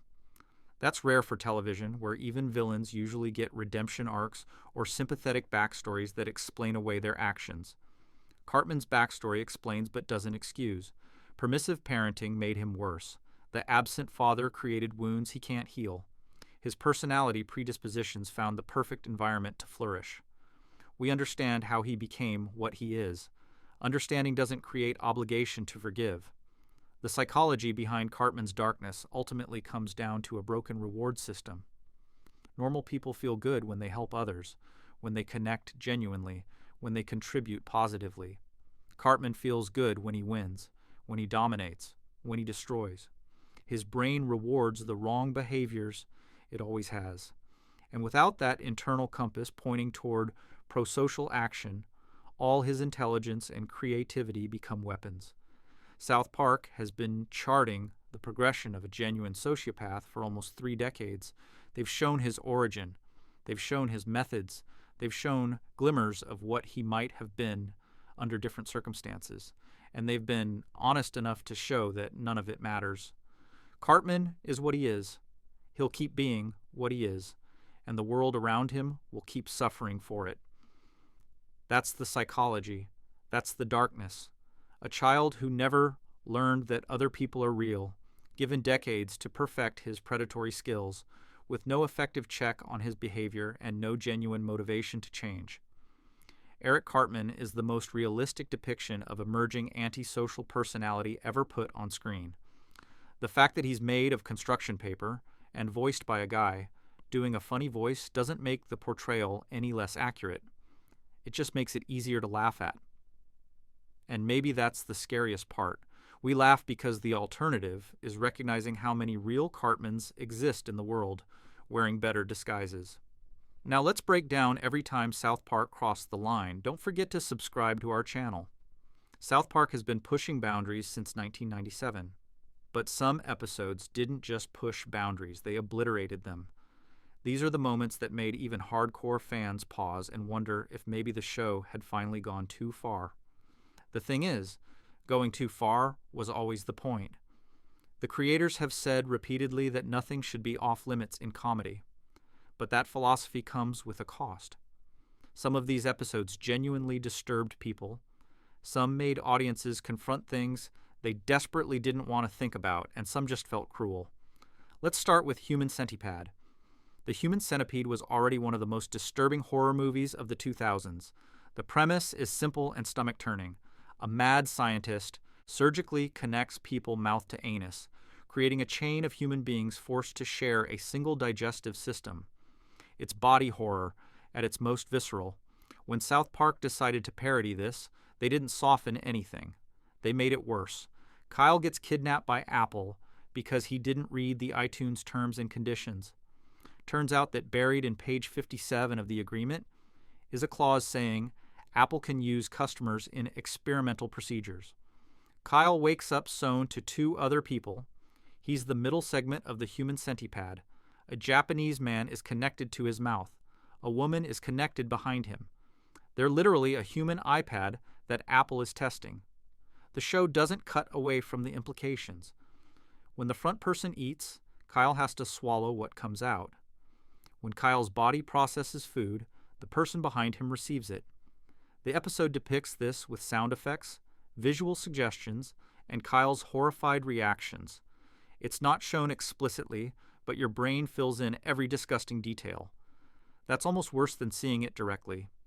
Kyle spends the entire episode begging for help while Steve Jobs parades the Human Centipede around as the next great innovation. He shows it to investors. He demonstrates its features. He treats 3 surgically mutilated human beings as a product launch.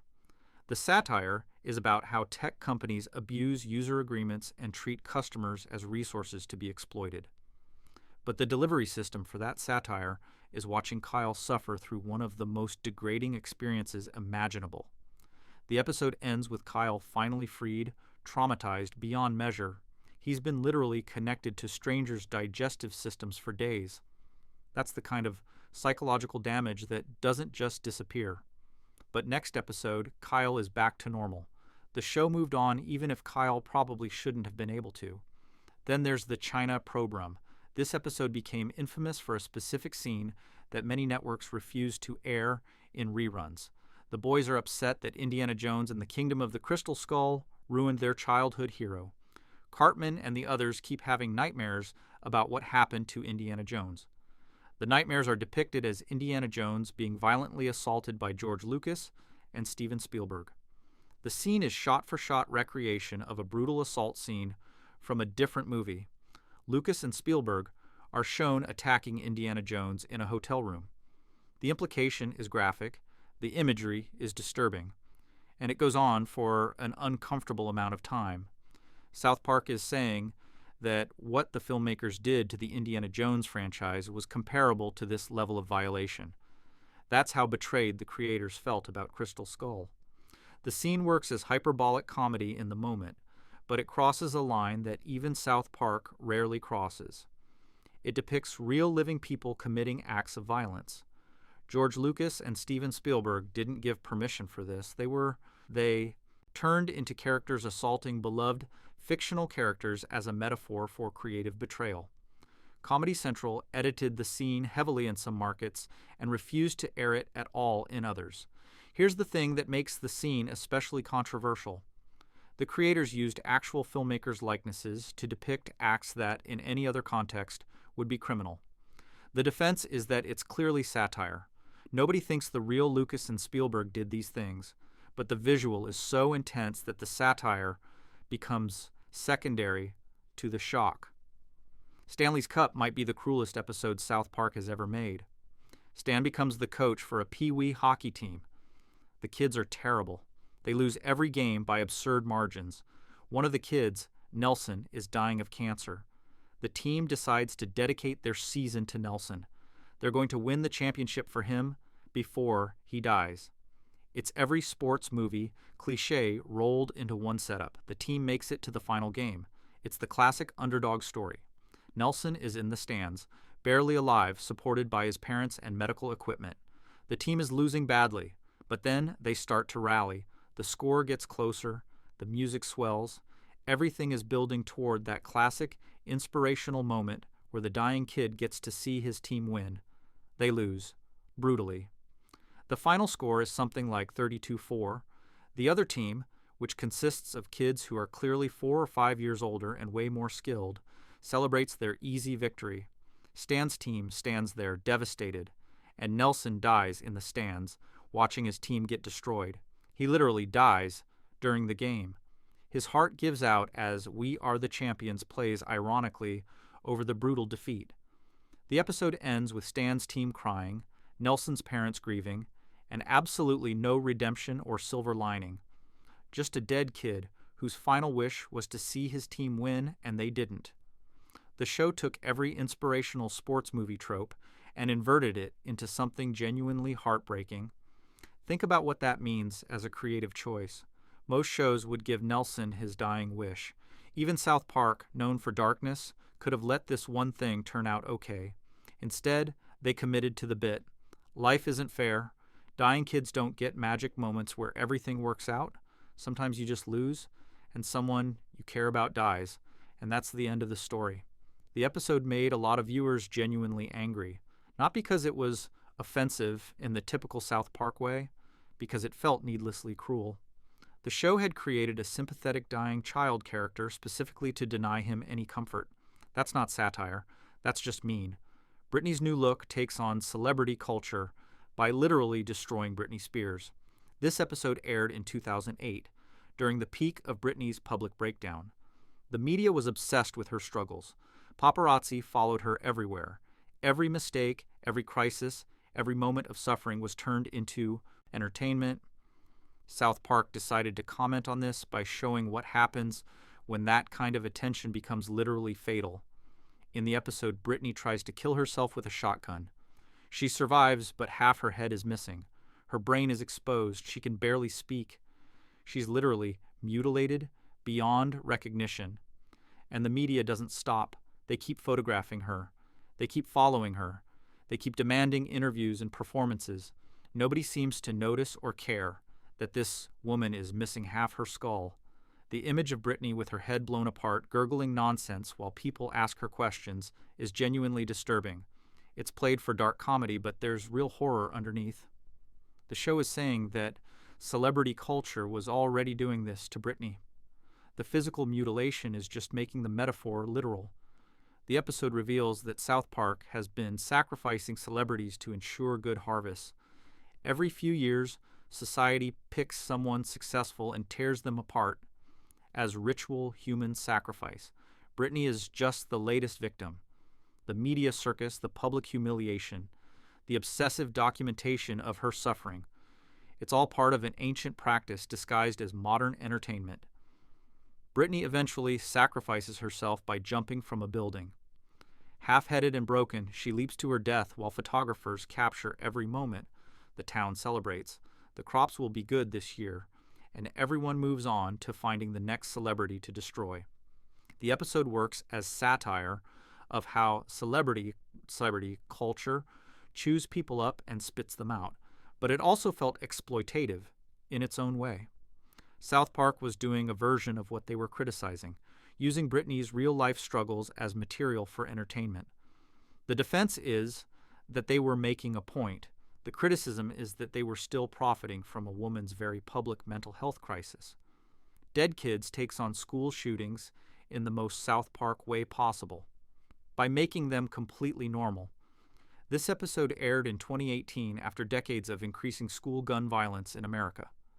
Other shows had done very special episodes about school shootings. They treated them as singular tragedies that force communities to come together and process grief. Dead Kids does the opposite. It treats school shootings as boring background noise that barely registers anymore. The episode opens with a shooting happening at South Park Elementary. Kids are killed, but nobody really reacts. The parents are upset that their kids' phones got taken away during the lockdown. Randy is annoyed about missing a work meeting. Sharon is disturbed by how little everyone seems to care, including herself. By the next day, classes resume as normal. Nobody's grieving. Nobody's traumatized. It's just Tuesday. Sharon becomes obsessed with her own lack of reaction. She joins support groups trying to understand why she can't generate the appropriate emotional response to children. Being murdered at her son's school, everyone tells her this is normal now. You can't maintain horror at something that happens constantly. The human brain isn't built for that. You become numb. That's not a moral failing. That's survival. The episode's thesis is genuinely dark. We've reached a point where school shootings happen so frequently that they've become white noise. Kids practice active shooter drills the same way previous generations practiced fire drills. Parents hear about another incident and feel a brief moment of gratitude that it wasn't their kid's school, then move on with their day. The machinery of grief and tragedy is broken down under the weight of repetition. Here's where it gets really uncomfortable. The show isn't wrong. School shootings do happen with disturbing regularity in America. People do become desensitized. The national conversation has shifted from "this must never happen again" to "how do we minimize casualties when it inevitably happens again?" Dead Kids just makes that unspoken acceptance explicit. The episode aired shortly after actual school shootings. Some viewers felt it was too soon, too raw, too close to real tragedy. Others felt it was necessary commentary on a crisis that America has seemingly accepted as unsolvable. South Park didn't offer solutions or comfort. They just showed the horror of normalization, of living in a world where children die and everyone's response is basically, yeah, that happens now. Scott Tenorman Must Die, which we talked about earlier, deserves mention here again. This is the episode where South Park discovered that murder could be comedy if you framed it correctly. Cartman feeds a kid his own parents as chili. That's not an exaggeration or metaphor. That's literally what happens. 2 people die, their bodies are chopped up, cooked, and served to their son, and the episode plays it as Cartman's greatest triumph, as a moment of dark genius, as something we're supposed to be impressed by even as we're horrified. The show had done death before. Kenny died constantly, but those deaths were cartoonish. They reset. Scott Tenorman's parents stay dead. The psychological damage is permanent. This was South Park discovering they could make you laugh at actual murder, by making the murderer charismatic enough, and the revenge elaborate enough, and the victim unsympathetic enough. After Scott Tenorman, the show knew they could go anywhere. If you can make murder funny, what's off limits? The answer, apparently, was nothing. The celebrity attacks escalated over the years into genuinely mean-spirited territory. Tom Cruise gets trapped in a closet, literally and metaphorically, entrapped in the closet. The entire episode is about Scientology, with Tom Cruise hiding in Stan's closet, refusing to come out. The double meaning is obvious. The show is calling Tom Cruise gay, while also mocking his religious beliefs. R. Kelly is there too, literally in the closet because of the R. Kelly song of the same name. The whole thing is layered satirical attacks on multiple celebrities at once. The episode resulted in actual legal threats. Tom Cruise allegedly tried to prevent the episode from airing again. Comedy Central pulled reruns for a while. Isaac Hayes quit the show because of this episode's treatment of Scientology. The creator stood by it, saying, if you can mock Christianity and Judaism and every other belief system, Scientology doesn't get special protection. Kanye West gets destroyed in fish sticks. The joke is simple. There's a joke going around town. Do you like fish sticks? Do you like putting fish sticks in your mouth? Then you're a gay fish. Everybody gets it except Kanye. He thinks people are literally calling him a fish. He becomes obsessed with understanding the joke, eventually embracing his identity as a gay fish who has sex with other male fish in the ocean. The episode mocks Kanye's ego, his lack of self-awareness, his tendency to take himself too seriously, but it also shows him drowning himself in the ocean trying to reach his fish lover. Kanye famously responded to the episode publicly, initially saying he found it funny, then later admitting it hurt his feelings. The show made an entire generation of people call him a gay fish anytime he said anything pretentious. Paris Hilton literally buys Butters as a pet. She treats him like a handbag, accessory. When he's not fashionable enough, she tries to replace him. The episode depicts Paris as a vapid consumer who treats people as disposable objects. She's not human in the episode. She's a monster wearing designer clothes. At the end, she gets dragged to hell by Satan.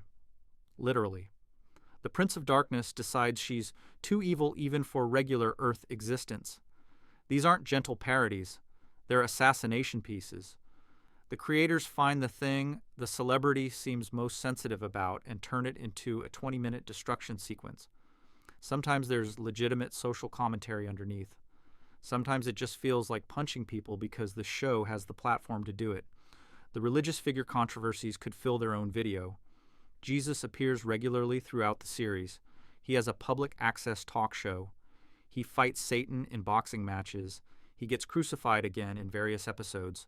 The show treats Jesus Christ, central figure of Christianity, as a regular character who can be mocked and defeated and humiliated. Christians complained early on, but eventually most gave up, because the show treats every religion as mockable. Buddha appears snorting cocaine in the Super Best Friends episode. He's depicted as a little blue Buddha statue doing lines of coke off a table while the other religious figures plan strategy. When that episode got banned later because of the Muhammad controversy, Buddha doing drugs went down with it. The ban wasn't about Buddha, but Buddha's cocaine habit became collateral damage in a larger censorship debate. Muhammad appears in several early episodes without controversy. Super Best Friends shows him as part of a superhero team of religious figures. He has flame powers. He's treated respectfully as just another prophet who can help save the day. This aired in 2001, before the Danish cartoon controversy, and nobody cared. Muhammad appearing on South Park was a non-issue. Then came Cartoon Wars in 2006, and everything changed. The show wanted to include Muhammad in an episode commenting on the Danish cartoon situation and network censorship. Comedy Central refused. They put a black censored box over Muhammad during the episode. The show worked this censorship into the plot, making it part of the commentary. But the fact remains that a network decided depicting Muhammad was too dangerous, even on a show built around offense. The 200 and 201 two-parter pushed this even further. We'll talk about those banned episodes in detail later, But the short version is that South Park tried again to show Muhammad, was censored again, and received death threats serious enough that the episodes were pulled from all official distribution forever. The Muhammad situation reveals the limits of free speech in practice. In theory, nothing should be off limits. In practice, when death threats arrive from people with a track record of following through, corporations decide some things are indeed off limits. The creators argued this proves their point about intimidation and censorship. The network argued they had a responsibility to protect their employees from violence. Both positions have merit. Neither solves the problem. Mr. Garrison's fancy new vagina depicts gender confirmation surgery in graphic detail. And I mean graphic. The show demonstrates the surgical procedure step by step using actual medical terminology. Garrison becomes a woman, and the episode shows what that process physically entails without any protective euphemism or metaphor. But the episode isn't really about trans issues. It's about body modification and surgical procedures more broadly. Kyle gets surgery to become tall and black so he can play basketball. His dad gets surgery to become a dolphin.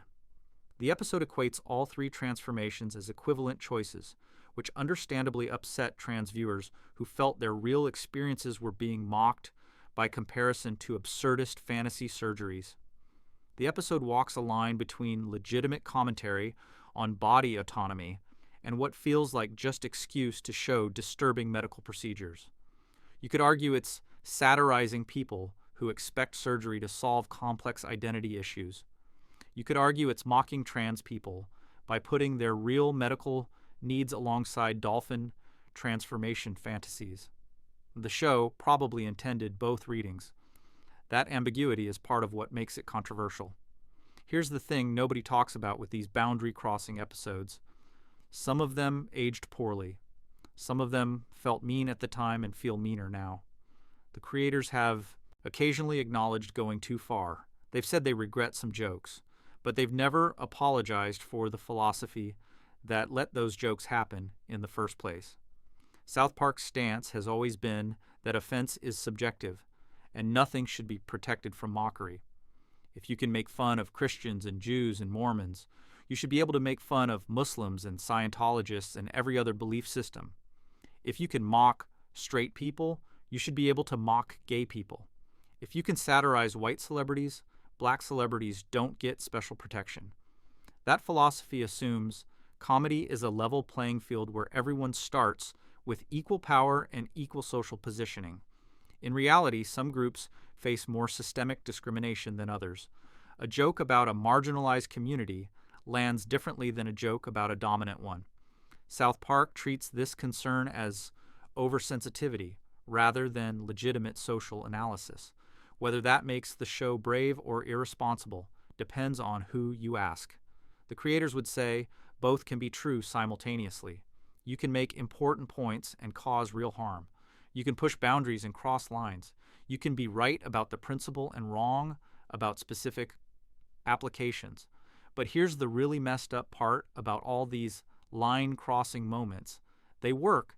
The show has been on the air for almost 30 years specifically because it's willing to go. Places other shows won't. The offense is the brand. The controversy is the marketing. People watch to see what they'll get away with next. Every time South Park crosses a line, it expands the space for what's possible in animated comedy. Shows that came after South Park can go darker, weirder, more offensive than shows that came before it. The lines keep moving because South Park keeps pushing them. That's either cultural progress or cultural decay, and probably some of both. The episodes that genuinely crossed lines didn't cross them by accident. They crossed them on purpose to make specific points about censorship, offense, and where society draws boundaries. The show has always been more interested in testing limits than respecting them. That's what makes South Park what it is. It's also what makes some episodes genuinely hard to watch. You can appreciate the show's commitment to unrestricted comedy while acknowledging that unrestricted comedy sometimes produces work that's more harmful than funny. Both things can be true. South Park has made brilliant satire and cruel mockery, sometimes in the same episode, sometimes in the same scene. The line between brave social commentary and exploitative shock value is subjective and constantly shifting. South Park lives on that line intentionally. They built their legacy by making audiences uncomfortable and then asking why the audience is uncomfortable. Sometimes that produces insight. Sometimes it just produces pain. After almost 30 years, South Park is still finding new lines to cross, new boundaries to test, new ways to make people ask if maybe they've finally gone too far. They probably have. They definitely will again. And people will keep watching to see how far they'll go next time. That's the dark magic of South Park. The show that can make you laugh at anything, even when you wish it wouldn't. Now let's talk about Chef's tragic end. Remember to subscribe to our channel. Chef's death is probably the most heartbreaking moment in South Park history, but what makes it really disturbing is understanding the real-world story behind it. This wasn't just a character dying. This was the show's creators saying goodbye to someone they actually cared about in the most brutal way possible. The episode is called The Return of Chef, and it functions as both eulogy and execution. It's grief mixed with rage, wrapped in dark comedy that doesn't quite hide the pain underneath. Isaac Hayes voiced Chef for 9 seasons. He was the first major celebrity to attach himself to South Park, lending credibility to a crude little show that most people thought would get canceled after a few episodes. Chef was the soul of the series in those early years. He was the voice of reason in a town full of insanity. He was the adult who actually talked to the kids like human beings instead of treating them as problems to be managed. Chef gave the boys advice about relationships, sex, growing up. He sang soul songs with inappropriately sexual lyrics that somehow always contained genuine wisdom. When the kids faced problems too big for them to handle, Chef was the person they turned to. He represented safety in a world designed to be unsafe. He was the one adult in South Park who seemed to genuinely care whether the children lived or died. The relationship between Isaac Hayes and the show's creators was reportedly warm. Hayes enjoyed the character. He understood the satire. He showed up to record his lines and brought real musicality to Chef's songs. For almost a decade, everything worked. Chef became one of the most beloved characters in animation.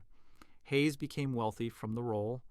South Park gained legitimacy from having a soul music legend in the cast. Then came Trapped in the Closet. This episode, which we mentioned earlier, aired in November 2005. It's a comprehensive takedown of Scientology, mocking its beliefs, its celebrity members, and its institutional practices. The episode depicts Scientology's origin story as science fiction nonsense. It shows Tom Cruise literally hiding in a closet. It treats the entire organization as a money-grabbing cult built on lies. And it ends with text stating, "This is what Scientologists actually believe," over depictions of alien souls and galactic overlords. Isaac Hayes was a Scientologist. He'd been a member of the church for years. His involvement wasn't casual or private. He was a prominent member who'd spoken publicly about the benefits of Scientology in his life.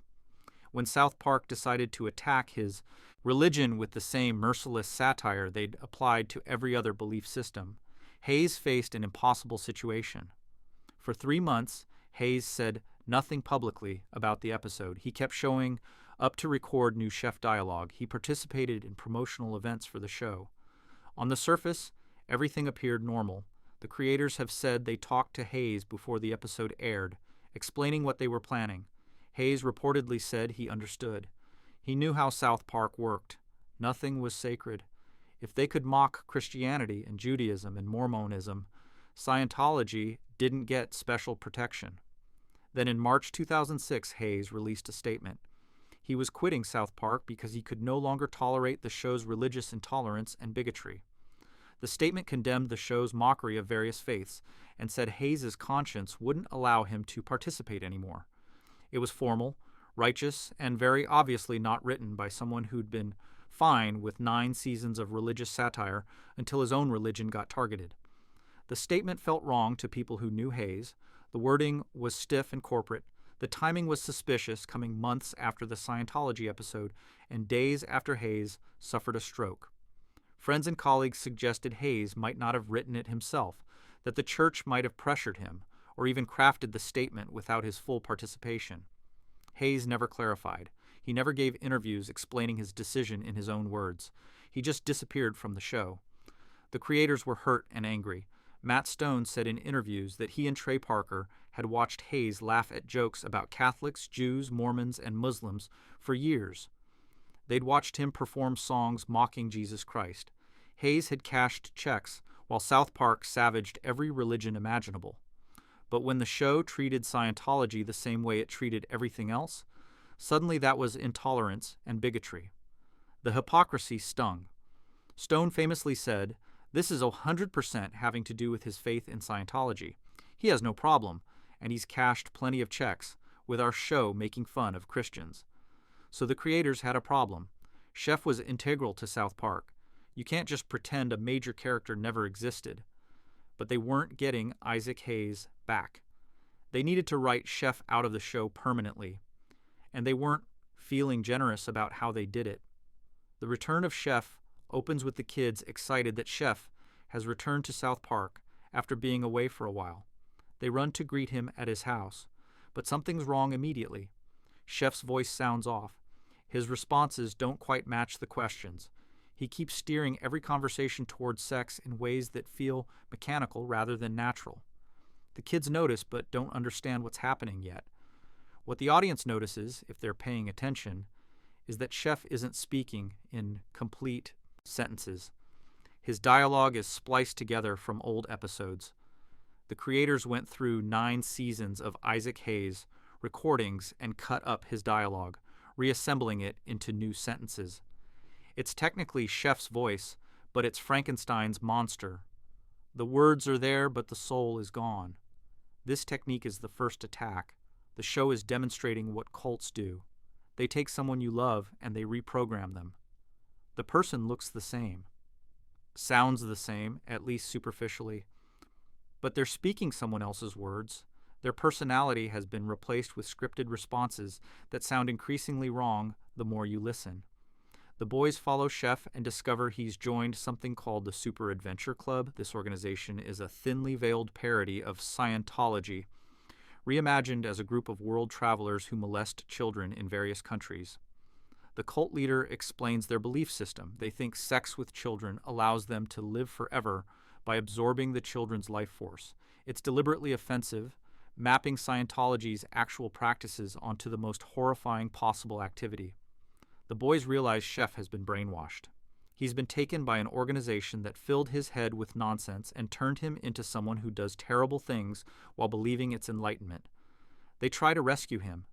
They explain that the club is lying to him, that he's been manipulated, that he needs to remember who he really is, and for a moment it works. Chef seems to snap out of it. He recognizes the boys. He starts to come back. Then the cult leaders reassert control. They sing to Chef. They reinforce the programming, and Chef's eyes glaze over again. He's lost. The person the boys knew is gone, replaced by a shell that looks like Chef but acts like a stranger. The kids are forced to accept that their friend isn't coming back. The cult has him completely. Chef runs away from the kids. He's fleeing across a rope bridge over a gorge. The boys are chasing him, trying to reach him before it's too late. Then the bridge collapses. Chef falls onto rocks below. He's impaled on a tree branch. He catches fire. A mountain lion mauls his body. A bear takes a bite. The injuries pile up in ways that would be cartoonish if the context wasn't so heavy with real grief and anger. The boys watch Chef die. They don't crack jokes. They don't deliver sarcastic commentary.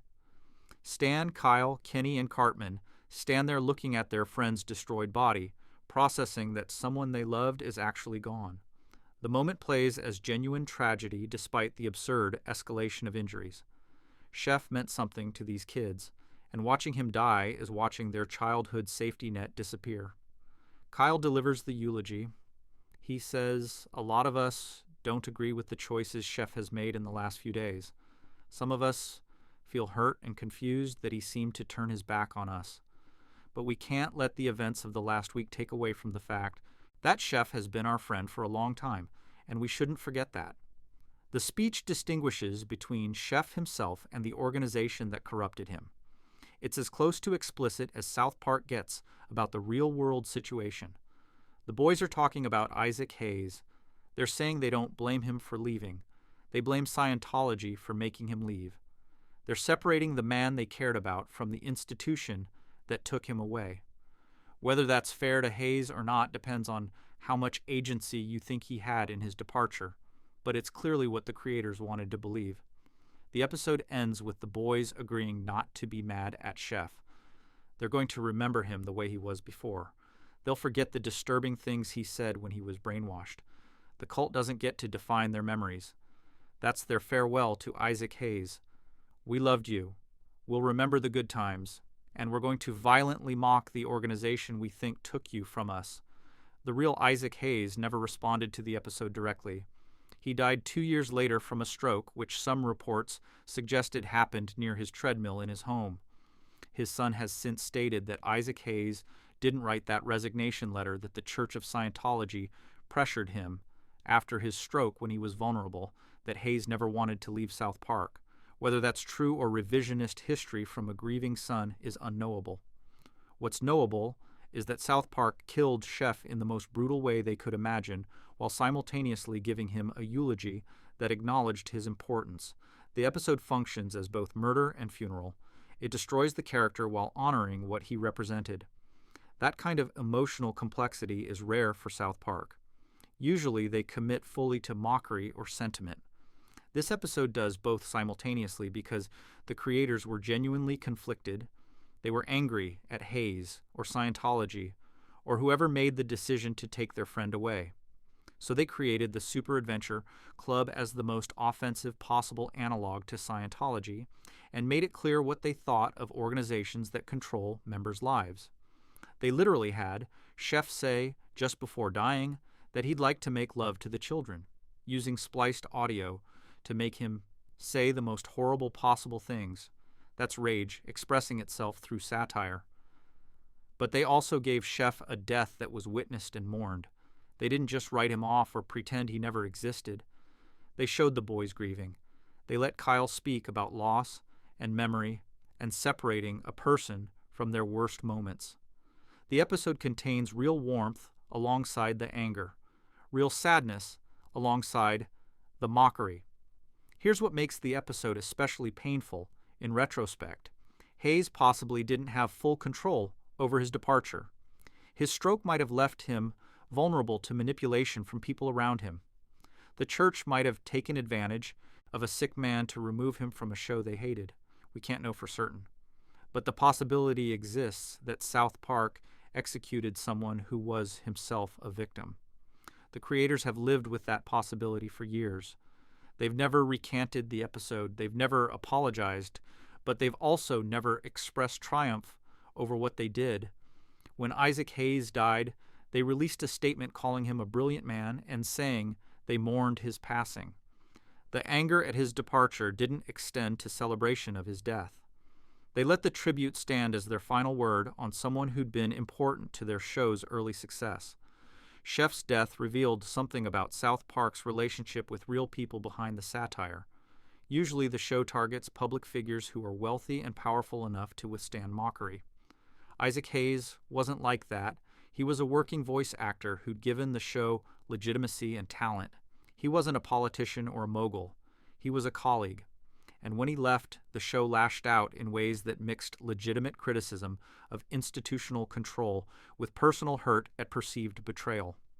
The Super Adventure Club as a concept is offensive, deliberately so. The show wanted to say something terrible about organizations that manipulate members, and they chose the most shocking metaphor available. You can argue it was too far. You can argue it was justified. What you can't argue is that it was casual. Every choice in that episode came from a place of strong emotion, and the emotion wasn't entirely righteous anger at cults. Some of it was hurt feelings from people who felt abandoned. Butters shows up in the same episode to casually mention that his Uncle Bud has molested him. It's played as a throwaway line, just one more item on the list of dark things in South Park. The episode doesn't slow down to process it or give Butters support. Everyone moves on immediately. That tonal whiplash from Chef's death to Butters' molestation Mention demonstrates how the show handles trauma. Everything is content. Pain is material. Even in an episode built around genuine grief for a lost friend, there's room for casual horror about child abuse. The Return of Chef stands as South Park's most emotionally complicated episode. It's a hit piece and a eulogy. It's an attack on Scientology and a tribute to Isaac Hayes. It's cruel and heartfelt. It's exactly the kind of tonal mess you'd expect from artists processing betrayal, while also recognizing their own complicity in creating the conditions for that betrayal. Chef is dead. Isaac Hayes is dead. Scientology continues to exist and control members' lives, and South Park continues making episodes without the warm voice of reason that once helped the boys navigate growing up in their insane town. The loss is permanent for the show. The character can't come back. The safety he represented is gone. That might be the most honest thing South Park has ever said about grief. People leave or die, or change in ways that make them unrecognizable. The organizations that take them might be evil. The circumstances might be unjust, but the person is still gone. You can rage against what took them. You can honor what they meant to you. Both responses are valid. Neither brings them back. Chef was the heart of early South Park. The episode that killed him was heartbreak disguised as revenge, and both things can be true at the same time. Now let's compare Randy Marsh, then versus now. Randy Marsh started as just Stan's embarrassing dad, a background character with a few funny moments, but somewhere along the way, he became one of the most unhinged, selfish, and genuinely terrible people in South Park. And honestly, that transformation says a lot about what happened to the show itself. Randy went from being a typical sitcom father who occasionally did something stupid to being the main character of entire seasons. And not in a good way, the show shifted its focus from the kids to the adults, specifically to Randy, and a lot of fans think that shift ruined what made South Park special in the first place. Early Randy was basically a normal person. He had a job as a geologist. He went to work, came home, had dinner with his family, dealt with whatever insanity was happening in South Park that week. He was the straight man in a town full of lunatics. When alien ships landed or Satan showed up or whatever, Randy was the guy reacting like a reasonable human being would react. He represented normalcy, the audience surrogate who found himself stuck in absurd situations through no fault of his own. He wasn't particularly interesting in those early seasons. He had maybe a dozen lines per episode. His character traits were generic dad stuff. He loved his son. He had a boring job. He tried to be a good person. Sharon was the more developed parent in the early years. Randy was just there, filling the role of father figure without much personality beyond that basic function. The transformation started gradually. Season 2's spontaneous combustion gives Randy a subplot where he tries to solve the town's spontaneous human combustion problem using his geological expertise. It doesn't work. He fails completely. But the episode establishes that Randy can carry storylines on his own, that he's capable of being more than just Stan's dad. The creators started noticing something. Randy was funny when they gave him things to do. Something you can do with your finger in Season 4 shows Randy's past as a member of a boy band called the Ghetto Avenue Boys. He's embarrassed by this history and tries to stop Stan from making the same mistake he made. The episode reveals that young Randy had dreams and ambitions and failures, that he's not just a generic parent, but a person with his own backstory. The episode also shows Randy being ridiculous without being stupid. He's earnest about his concerns, even though those concerns are about boy bands. That combination of sincerity and absurdity became Randy's signature. But the real breakthrough came in Season 9 with The Losing Edge. This episode changed Randy forever. The plot is simple. The kids' baseball team keeps winning games, and they don't want to keep playing baseball all summer. They try to lose on purpose, but keep accidentally winning. Meanwhile, Randy is in the stands, getting into fights with other dads. He's screaming at referees, challenging fathers to brawls in the parking lot, getting arrested for drunk and disorderly conduct. The episode climaxes with Randy fighting another dad behind the batting cages. He beats the man unconscious while shouting, "What? I thought this was America!" over and over. The line became instantly iconic. Randy's belligerent confusion about why his behavior has consequences, his genuine belief that America means he should be allowed to get drunk and fight people at children's baseball games, captured something specific about a certain type of male entitlement. Trey Parker has said he based Randy on his own father. The creators were getting older. They had kids or knew people with kids. They started relating more to the adult characters than to the children. Randy represented their own insecurities and stupidity as grown men trying to navigate a world they didn't fully understand. When Randy does something idiotic, it comes from a place of recognition. The creators see themselves in his worst impulses. After The Losing Edge, Randy episodes became a regular thing. The formula was consistent. Randy becomes obsessed with something. The obsession escalates beyond all reason. Chaos ensues. His family suffers. Randy learns nothing. The pattern repeated with increasing intensity across the next decade of episodes. Overlogging shows Randy's internet addiction. When South Park loses internet access, Randy drags his family across the country to find a refugee camp with Wi-Fi. He doesn't care about his wife's concerns or his children's needs. He needs to watch porn. The episode depicts him sneaking into the camp's computer room at night, getting caught masturbating by government officials. "There was a ghost," he explains desperately. "This is ectoplasm." The excuse is so ridiculous that it becomes another catchphrase. Randy creates these transparent lies and commits to them fully, expecting everyone to just accept his version of reality. More Hot Dogs features Randy trying to break the world record for biggest crap. He takes a massive bowel movement, then wheels it to the European Fecal Standards Office for official measurement. He's so proud of this turd that he makes it the center of his identity. When Bono's record-breaking poop defeats his, Randy is devastated. His wife is humiliated. His children are mortified. Randy doesn't care. He almost won. That's what matters to him. With apologies to Jesse, Jackson sends Randy on Wheel of Fortune. He's trying to solve a puzzle. The answer is naggers. Randy buzzes in and confidently says the N-word on national television. He uses the hard R. He says it loud and clear. And then he spends the rest of the episode confused about why people are upset with him. He apologized to Jesse Jackson. What more do they want? The episode uses Randy's ignorance to comment on white people's relationship with racial slurs, but it also establishes Randy as someone capable of causing enormous harm through thoughtlessness. Medicinal Fried Chicken has Randy giving himself testicular cancer so he can get a medical marijuana card. He microwaves his testicles until they swell to the size of exercise balls. He bounces around town on his giant cancerous scrotum, so high he can barely function, proud of his scheme. His wife begs him to stop. His children are humiliated. Randy got what he wanted. Nothing else matters. This pattern continues through dozens of episodes. Randy becomes a celebrity chef. Randy starts a Peruvian flute band. Randy thinks he's a Disney princess.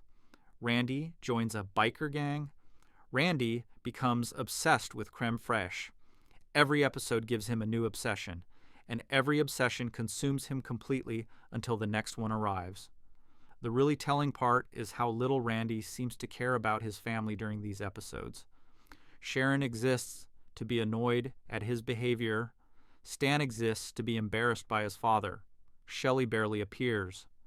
Randy's obsessions take priority over every relationship he has. He's not a dad who sometimes does dumb things. He's a man-child who happens to have a family that he mostly ignores unless they're relevant to his current fixation. Peak Randy episodes are genuinely funny because the character is well developed and the voice actor, Trey Parker, commits fully to every absurd choice. The Losing Edge, Overlogging, and Margaritaville rank among South Park's best episodes. They use Randy's stupidity to comment on larger cultural issues, while also just being entertaining on their own terms. Randy works in these doses. He's the comic relief who gets one great subplot while the kids handle the main story. But here's where things started going wrong. Season 22 introduces Tegrity Farms. Randy quits his geology job, uproots his entire family, and moves everyone to a marijuana farm. He's going to grow weed and sell it and live off the land. The family doesn't get a vote. Sharon protests weakly, but goes along with it. Stan is furious but powerless. Shelley disappears from the show almost entirely. Randy's midlife crisis becomes the central premise of multiple seasons. Integrity Farms doesn't end after one season. It becomes Randy's defining characteristic. He's not a geologist anymore. He's a weed farmer, and he's insufferable about it. He lectures people about the authenticity of his marijuana. He gets into feuds with competitors. He travels to China to protect his business interests. He befriends Towley and makes the sentient towel his business partner. The whole show revolves around Randy's farm for years. The kids become supporting characters in their own series. Stan gets occasional subplots. Kyle and Cartman barely appear in some episodes. Kenny is basically gone. The show that was originally about 4 boys navigating childhood in a weird town becomes a show about a middle-aged man running a weed farm, and a lot of fans hated it. The Integrity Farms era reveals something uncomfortable about Matt Stone and Trey Parker's relationship with their own show. They're not kids anymore. They're middle-aged, successful men who relate more to Randy's concerns than to the boys' adventures. They're interested in stories about business and aging and marriage and failure. Those are valid interests. They're just not what most South Park fans signed up for. Randy becomes genuinely unlikable during this period. He's not just doing dumb things anymore. He's actively selfish.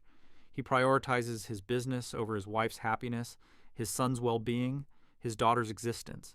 Sharon leaves him at one point because she can't take it anymore. Randy barely notices. He's too focused on Integrity Farms. When she comes back, he hasn't changed. He just outlasted her willingness to stay away. The worst things Randy has done accumulate across these seasons. He's committed assault multiple times.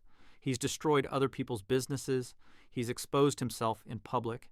He's gotten drunk and driven. He's neglected his children during emergencies. He's chosen weed over family repeatedly. His PhD in geology means he's smart enough to know better. He just doesn't care. The band in China shows Randy traveling to China and partnering with the Chinese government to sell weed. He witnesses the oppression. He sees the prison camps and the censorship. He helps a band escape after they're imprisoned for speaking out. And then he goes right back to making business deals with the same authoritarian regime because profit matters more than principles. The episode is satire about corporate America's relationship with China, but it's also character development for Randy.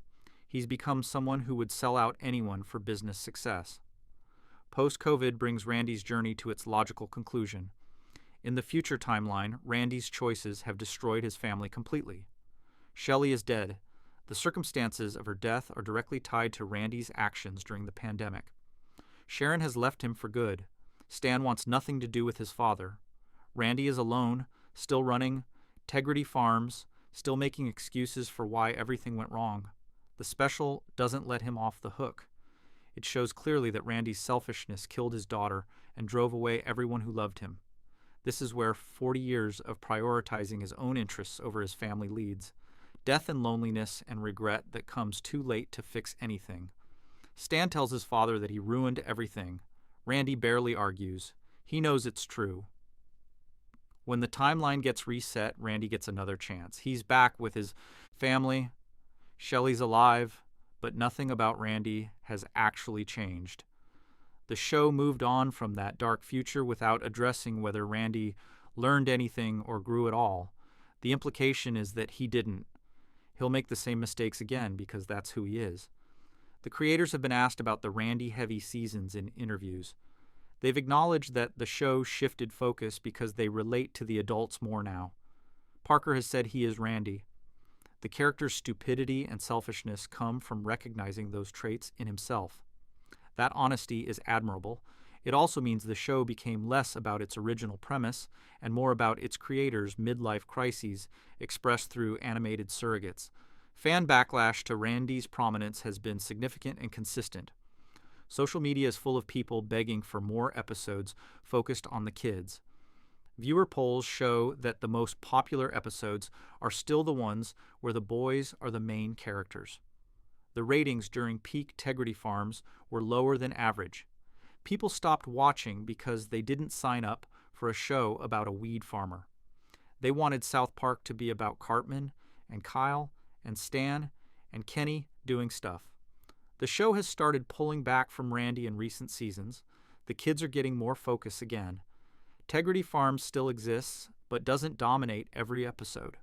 The creators seem to have heard the criticism and adjusted, but the damage to Randy's character might be permanent. He went from lovable idiot to genuinely terrible person. That's hard to walk back. Randy Marsh is basically a mirror for what happens when middle-aged men refuse to grow up. He's got a PhD in geology but acts like a teenager. He has a family that needs him but prioritizes his own obsessions. He could be a good father but chooses to be the center of attention instead. The post-COVID specials show us where this path leads. His daughter dead, his wife gone, his son hating him. Randy Marsh isn't just an embarrassing dad anymore. He's a cautionary tale about what happens when selfishness becomes your whole personality. The saddest part is that the show seems aware of this. The special depicting Shelley's death and the family's destruction wasn't subtle. It explicitly blamed Randy for everything, and then the show reset the timeline and kept him exactly the same. That suggests the creators understand the problem but don't know how to fix it, or don't think Randy needs fixing. Maybe they see his flaws as permanent. Maybe they think change isn't realistic for someone this set in their patterns. Randy used to be funny because he was relatable. Every dad has embarrassed their kids. Every husband has made stupid decisions that annoyed their wife. The character worked when his failures were small and his intentions were good. He stopped working when the failures became existential and the intentions revealed themselves as purely selfish. You can laugh at a dad fighting another dad. At a baseball game, it's harder to laugh at a father whose choices kill his daughter. The show needs to decide what Randy is: lovable fool or cautionary tale, comic relief or tragic figure. Right now, he's stuck between those identities, and neither works particularly well. The peak Randy episodes are behind us. What's left is a character the show doesn't quite know what to do with except make him the protagonist of fewer and fewer episodes as the creators realize the audience prefers the kids. That transformation from background dad to destructive main character happened slowly, then all at once, and honestly, it might be the darkest character arc South Park has ever done, even if they didn't mean for it to be dark. They meant for it to be funny. They meant for Randy to be a vessel for their own midlife anxieties. What they created instead was a portrait of selfish masculinity, destroying everything it touches. Randy Marsh has become what he always had the potential to become. The question is whether the show will ever hold him accountable in a way that sticks, or if he'll just keep getting reset so he can ruin things again and again forever. Now, we'll cover the banned episodes nobody can watch. Remember to subscribe to our channel. There are 5 episodes of South Park that you literally cannot watch anywhere legally. Not on streaming, not on DVD in their original form, not on the official website. They've been erased from existence, and the story of why involves death threats, network cowardice, and one of the most ironic censorship decisions in television history. What makes the whole situation especially messed up is that the episodes being censored are explicitly about censorship and intimidation. Comedy Central censored an anti-censorship message because they were intimidated. The show predicted its own silencing and then got silenced anyway. Start with Super Best Friends in 2001. This episode features a team of religious figures as superheroes fighting David Blaine's cult. Jesus is the leader. Buddha has magical powers. Moses is a giant glowing triangle. Krishna shoots fire from his hands. And Muhammad is there too, depicted as a regular guy in traditional clothing with flame-based abilities. He helps save the day. He's treated respectfully as one of the good guys. He's on screen for several minutes across multiple scenes. Nobody cared. The episode aired without controversy. Muslim organizations didn't protest. There were no death threats. No one thought depicting Muhammad was a problem in 2001. The character appeared in the opening title sequence for a while. He was just another religious figure in South Park's pantheon of recurring characters. The show had mocked Jesus constantly for 5 seasons. Adding other prophets to the mix seemed consistent with their equal opportunity approach to religious satire. Then came the Danish cartoon controversy in 2005. A Danish newspaper published cartoons depicting Muhammad, including one showing him with a bomb in his turban. The backlash was immediate and violent. Protests erupted across the Muslim world. Danish embassies were attacked. People died. The cartoonists received death threats serious enough that some went into hiding. The incident established a new reality. Depicting Muhammad had become dangerous in ways it hadn't been before. South Park decided to address this situation directly. Cartoon Wars Parts 1 and 2 aired in April 2006. The plot involves Family Guy planning to show Muhammad as a character. The town of South Park divides over whether this is brave free speech or reckless provocation. Cartman wants Family Guy canceled, claiming he's protecting Muslims but actually just hating Family Guy. Kyle argues that either everything is okay to mock or nothing is, that giving in to intimidation only encourages more intimidation. The episodes were supposed to show Muhammad. The creators wrote scenes depicting the prophet as a completely normal character doing ordinary things. No mockery, no offensive imagery. Just Muhammad existing as a person, like any other historical or religious figure the show had featured. Comedy Central refused to allow it. They replaced every appearance of Muhammad with a black screen that said, "Censored" in white letters. The irony was immediate and heavy. Kyle spends both episodes arguing that caving to threats is dangerous, that comedians need to stand up for free expression even when it's uncomfortable. Then the network proved his point by censoring the episode out of fear. The show was making an argument about courage, and corporate entities demonstrated exactly the cowardice being criticized. But the creators weren't done with this topic. 4 years later, they decided to push even harder. Episodes 200 and 201 aired in April 2010 as a celebration of South Park's 200th episode. The plot brings back every celebrity the show has ever mocked. Tom Cruise leads a group of offended famous people demanding that South Park reveal the secret of Muhammad's power. Why hasn't Muhammad been mocked like everyone else? What makes him immune? The celebrities want that immunity for themselves. The joke is multi-layered. Yes, Muhammad hasn't been depicted in recent South Park episodes because Comedy Central won't allow it. The show is acknowledging its own censorship, but also the celebrities are treating not being mocked as a superpower they can obtain, like it's a tangible thing that can be transferred. The whole premise satirizes the idea that any person or belief system should be protected from criticism while others aren't. Muhammad appears in episode 200 inside a bear costume. He's there but hidden. The characters can see him, but the audience can't. Then in episode 201, he's supposed to be revealed. The creators wrote and animated scenes showing Muhammad as a regular character, no different from how they depicted Jesus or Moses hundreds of times. They were going to show him explicitly, knowing exactly what kind of response it would provoke. Then Revolution Muslim got involved. This organization, a radical Islamic group based in New York, posted a message on their website before episode 201 aired. The message said that Matt Stone and Trey Parker would probably end up like Theo van Gogh. Van Gogh was a Dutch filmmaker who made a movie critical of Islam's treatment of women. He was murdered on the street in Amsterdam in 2004. The killer shot him, stabbed him, and pinned a note to his body with a knife. Revolution Muslim was drawing a direct parallel. Depict Muhammad and you'll be killed like Van Gogh was killed. The message technically didn't issue a direct threat. It was carefully worded to sound like a warning rather than a promise, but the implication was unmistakable. Theo van Gogh depicted Muhammad critically and was murdered for it. You're about to do the same thing. Connect the dots yourself.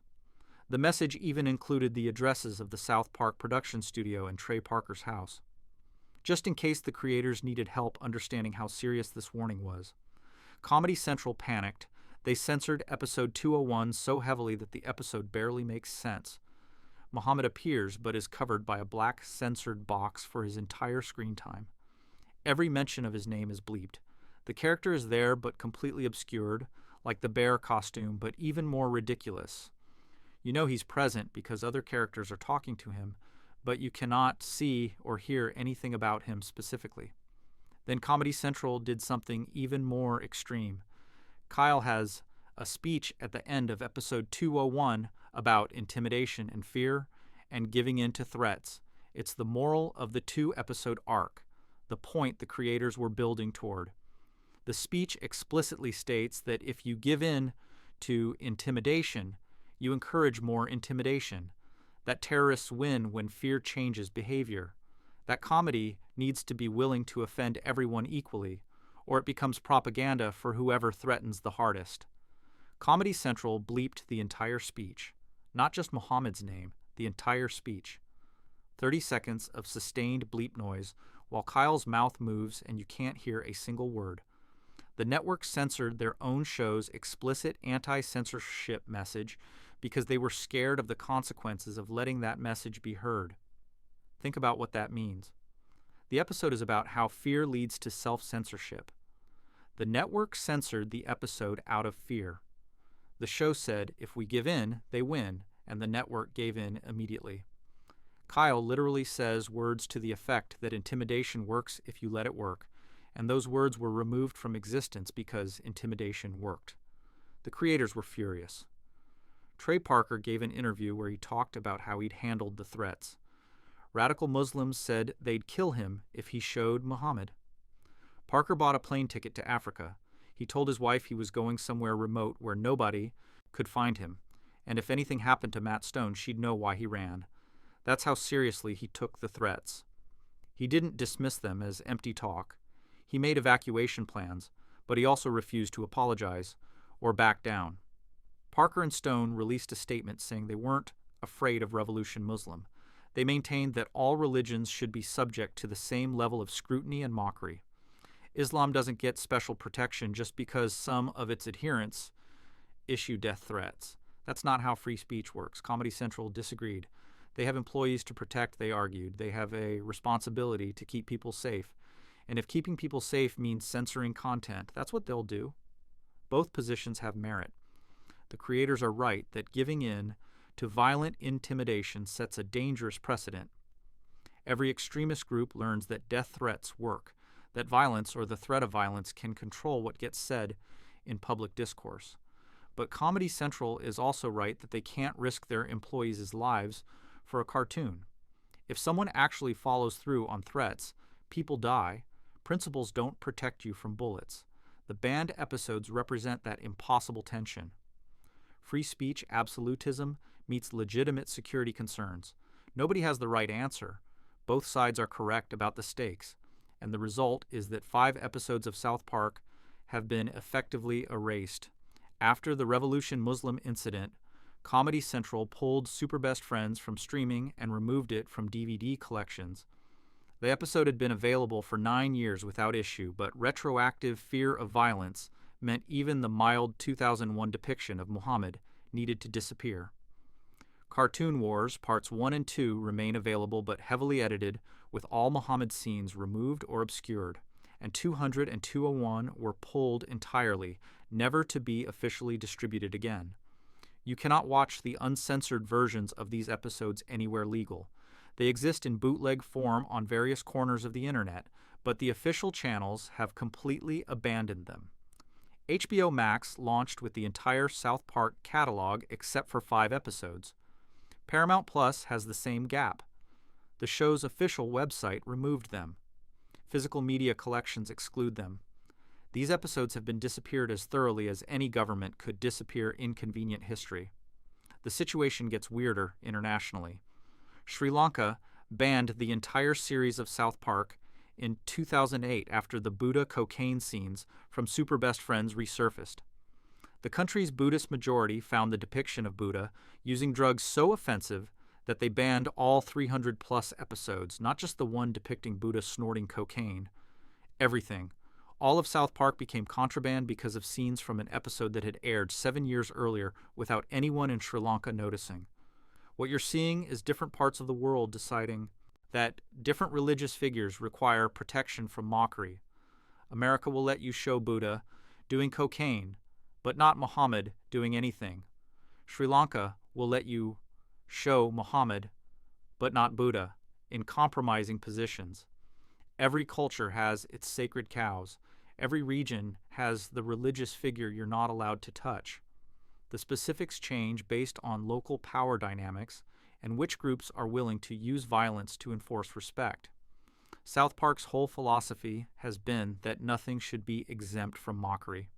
They've made fun of Jesus hundreds of times. He's been shot, humiliated, defeated, portrayed as weak and ineffective and sometimes stupid. Christians complained occasionally, but nothing changed.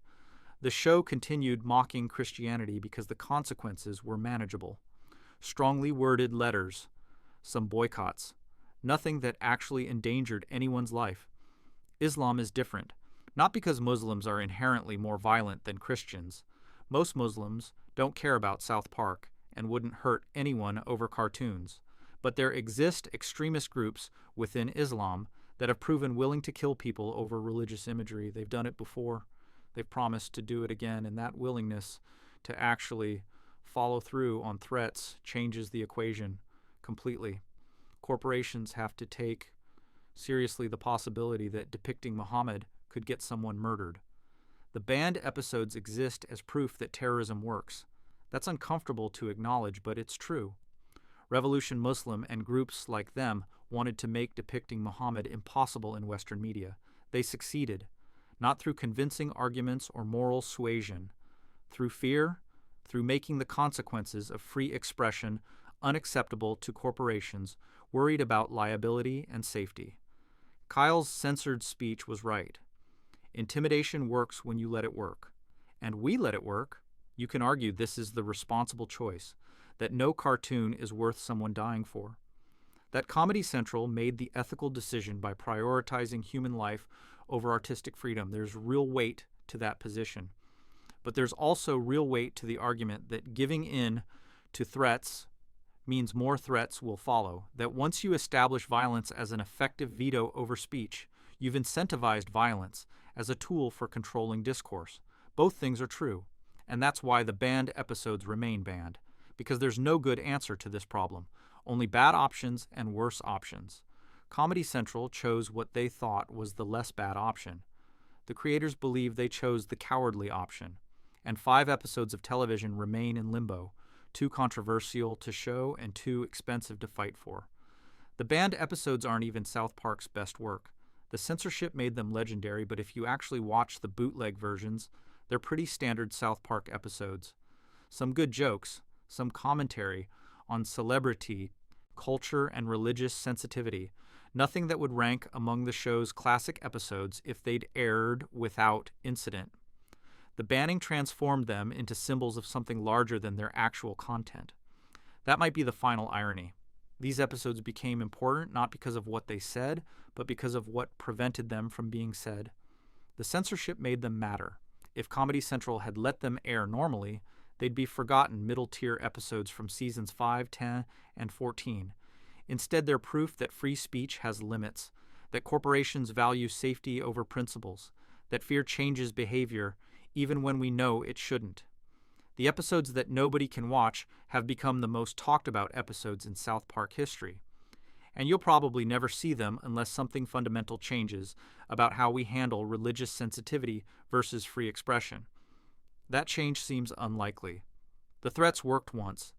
They'll keep working until someone decides they're willing to risk consequences to make them stop working.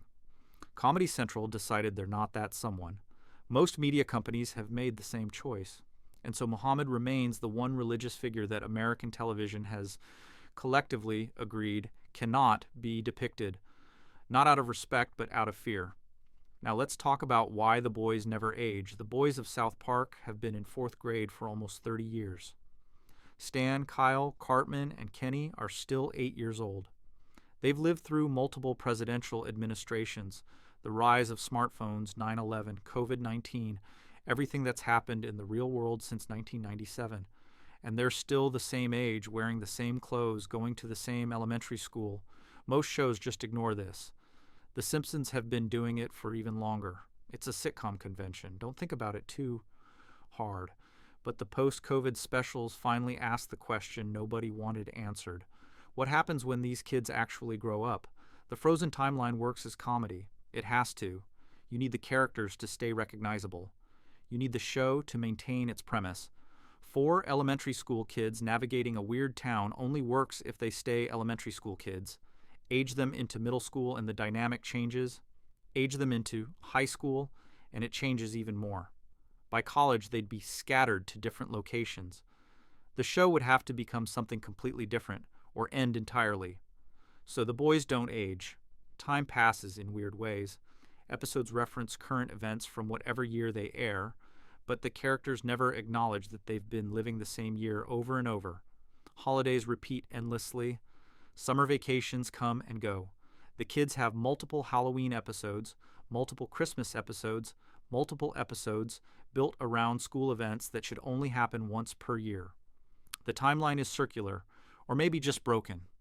Nobody in South Park seems to notice or care, but here's what that means when you actually think about it. These kids have experienced decades of trauma without any time passing in their own lives. They've watched people die. They've been kidnapped and tortured and exposed to horrific violence. They've dealt with cults and conspiracies and genuine existential threats to humanity.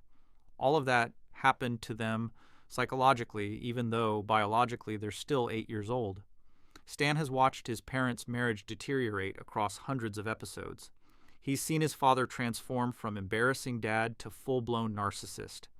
He's dealt with his best friend Wendy breaking up with him and getting back together over and over.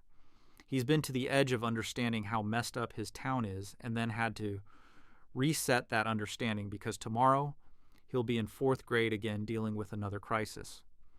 Kyle has been Cartman's victim for almost 30 years, of episodes compressed into what should be 1 year of his life. The psychological warfare, the constant attacks on his faith and family, the elaborate schemes designed specifically to hurt him. In the show's timeline, all of that happened recently. There's been no time for Kyle to process or heal or develop coping mechanisms. The trauma is fresh and constant.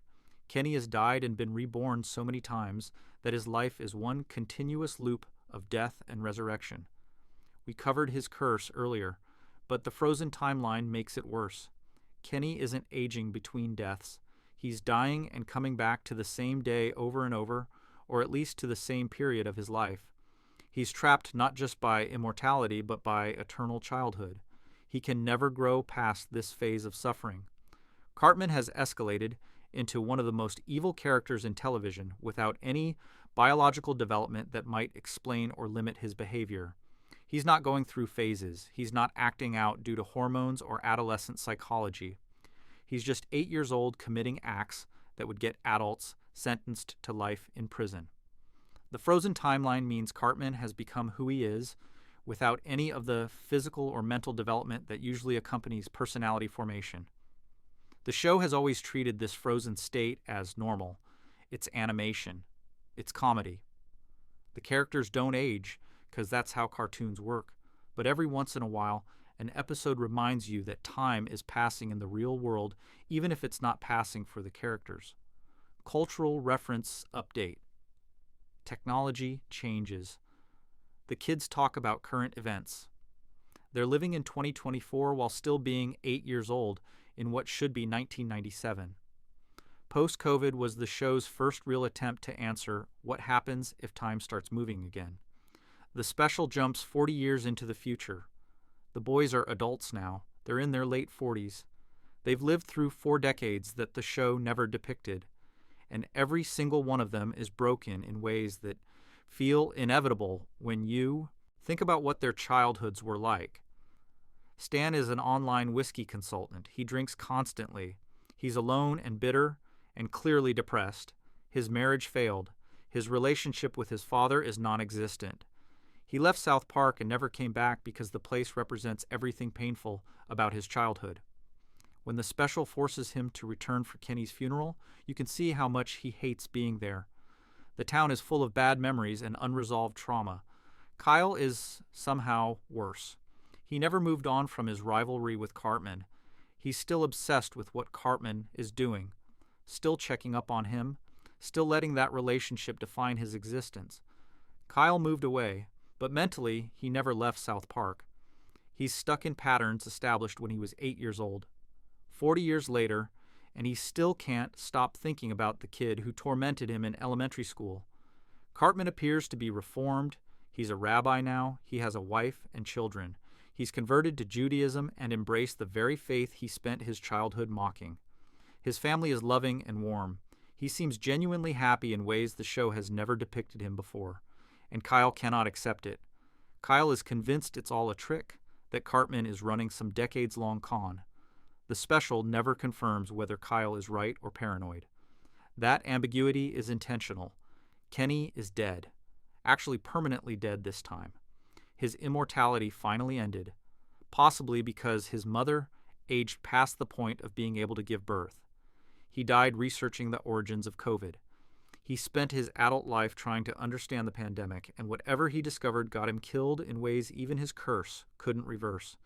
His friends gather for his funeral, and they're forced to process losing someone who they watched die hundreds of times without ever really losing him before. The adults are miserable. Stan drinks to cope with depression. Kyle is trapped in past grudges. Cartman may or may not be genuine.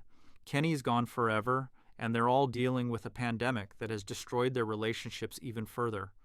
They barely speak to each other. When they do interact, it's awkward and painful. The easy friendship of childhood has curdled into middle-aged resentment and avoidance. Then the special reveals why things went so wrong. It's a time travel plot. Someone went back and changed events during COVID, and those changes rippled through 40 years to create this dark future.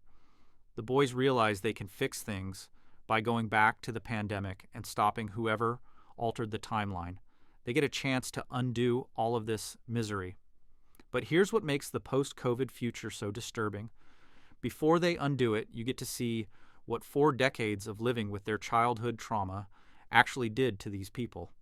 Stan became an alcoholic because his father was an alcoholic narcissist who chose weed farming over family. The seeds were there in childhood. They just had 40 years to grow into full addiction and isolation. Kyle never processed his relationship with Cartman. He carried that hatred into adulthood and let it consume him. The rivalry that seemed funny when they were kids became pathological when they were adults. Kyle spent 40 years obsessing over someone he should have left behind the moment he graduated elementary school. Cartman either genuinely reformed or learned to hide his true nature so completely that even his closest observers can't tell the difference. If he's sincere, it means he was capable of change all along, but needed to escape South Park to do it. If he's faking, it means he spent 40 years building a cover identity to manipulate Kyle one final time. Either option is disturbing for different reasons, and Kenny's death is permanent because the curse has an expiration date. He was never immortal forever. He was immortal until his mother couldn't give birth anymore. Then he was just as vulnerable as anyone else. He spent his whole life dying and coming back, and when he finally needed the curse to work one more time, it failed. That's horrific when you really think about it. The special eventually resets everything through time travel. The boys fix whatever was broken in the past, and the timeline corrects itself. They're back in 4th grade at the bus stop. Kenny is alive. Stan isn't an alcoholic. Kyle hasn't wasted his life on grudges. Cartman is just Cartman. No wife and children and mysterious religious conversion. Everything is back to normal. But now we know what's waiting for them if time ever starts moving again. The show basically answered the question, what if the boys aged normally, with they'd all be miserable and broken? Their childhoods were too traumatic to process into healthy adulthoods. Stan watched too much family dysfunction. Kyle endured too much targeted hatred. Kenny died too many times. Cartman is too damaged by his mother's enabling and his own psychological issues.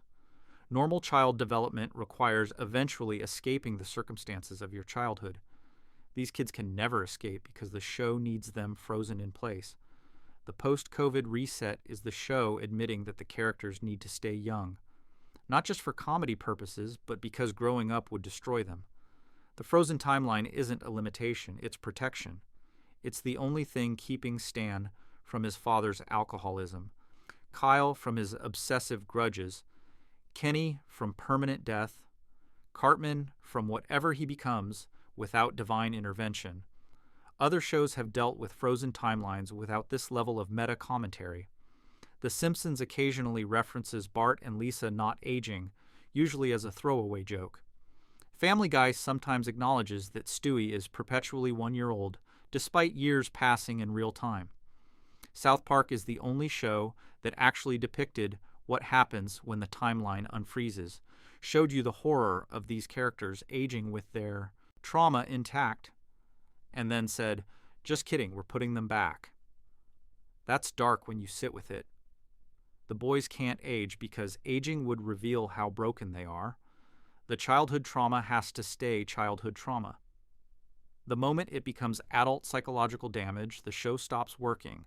So Stan, Kyle, Kenny, and Cartman are locked in 4th grade forever, experiencing decades of horror without any of the biological or emotional development that might help them cope with it.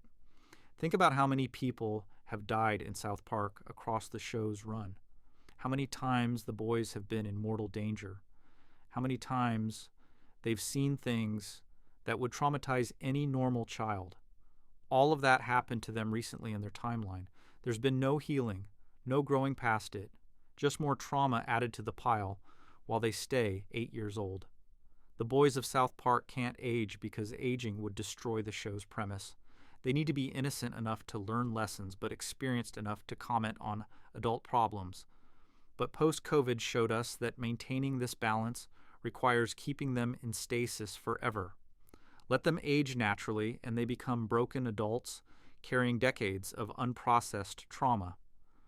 Reset them to childhood, and they're protected from consequences, but also trapped in an endless loop of suffering. The show chose the loop, chose to keep them young.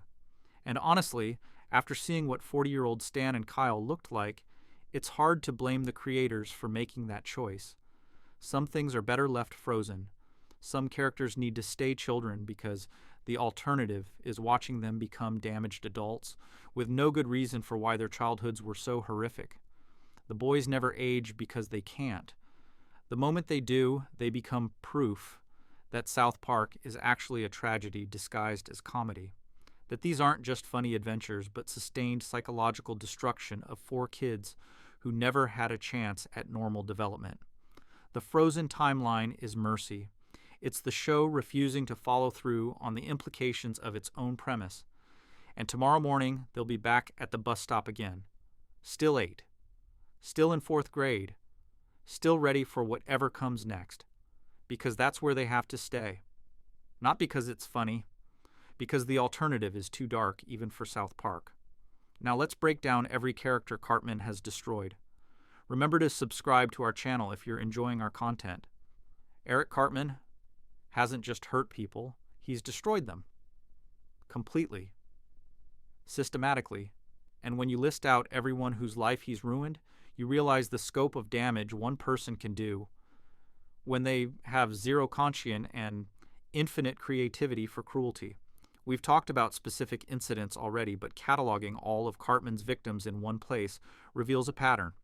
He doesn't just want to win arguments or get revenge for slights. He wants to leave permanent scars. He wants people broken in ways they can never recover from. Scott to Norman is the obvious starting point. His parents were murdered, chopped up, cooked into chili, and fed to him at a carnival. Cartman orchestrated this over $16 and wounded pride.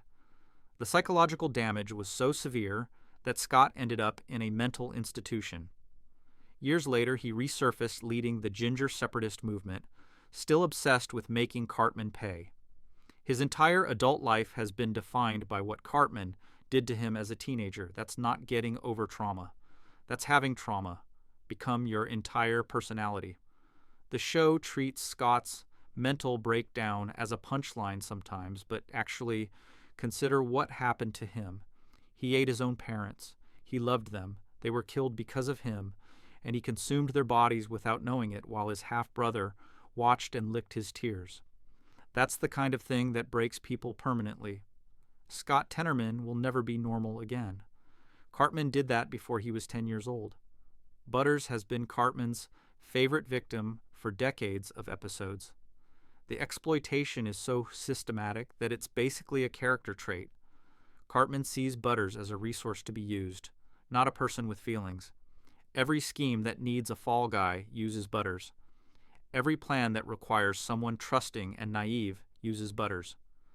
Every situation where Cartman needs a human shield or a patsy or a victim uses Butters. The Awesome O episode shows the full scope of this relationship. Cartman spends days pretending to be a robot specifically to extract Butters' secrets and vulnerabilities. He records everything Butters confesses to what he thinks is a friendly machine. Then he plans to use all of that information for blackmail and humiliation later. When Butters finally gets revenge by showing embarrassing footage of Cartman, it's one of the few times the victim strikes back, but it doesn't stop anything. Next episode, Cartman is exploiting Butters again. Cartman convinced Butters that the world ended just so he could take his place at a birthday party. Locked him in a bomb shelter for days. Fed him lies about nuclear apocalypse. Psychologically tortured a child who trusted him. And when Butters emerged traumatized, Cartman didn't care. He got to go to Casa Bonita, mission accomplished. The damage to Butters was irrelevant. The post-COVID future shows where this goes. Butters becomes Victor Chaos, completely insane, locked in psychiatric facilities. His parents grounded him for 16 years and then abandoned him. But Cartman helped build the foundation for that breakdown. Years of exploitation taught Butters that people will use him and hurt him and then act like it never happened. That lesson accumulated until something snapped. Victor Chaos is what happens when Butters finally stops being nice, and Cartman shares responsibility for creating that. Kyle has suffered decades of psychological warfare. Cartman knows exactly how to hurt Kyle because he studied Kyle's vulnerabilities like a scientist studies diseases: Jewish identity, family loyalty, moral righteousness, friendship. Every aspect of Kyle's personality has been weaponized against him at some point. Cartman gave Kyle AIDS on purpose, infected him with a deadly disease as a joke. Later episodes revealed the disease was actually HIV, which is manageable with medication, but Cartman didn't know that when he did it. He thought he was giving Kyle a death sentence. When Kyle needed a kidney transplant, Cartman was the only match. He refused to donate, even though it would save Kyle's life. Then he tried to sell his kidney on the black market. He would rather profit from Kyle's suffering than help him survive. That's not rivalry. That's genuine desire for Kyle to die. The post-COVID specials show 40-year-old Kyle still obsessed with Cartman, still checking up on him, still letting that relationship define his existence. Cartman destroyed Kyle's ability to move forward.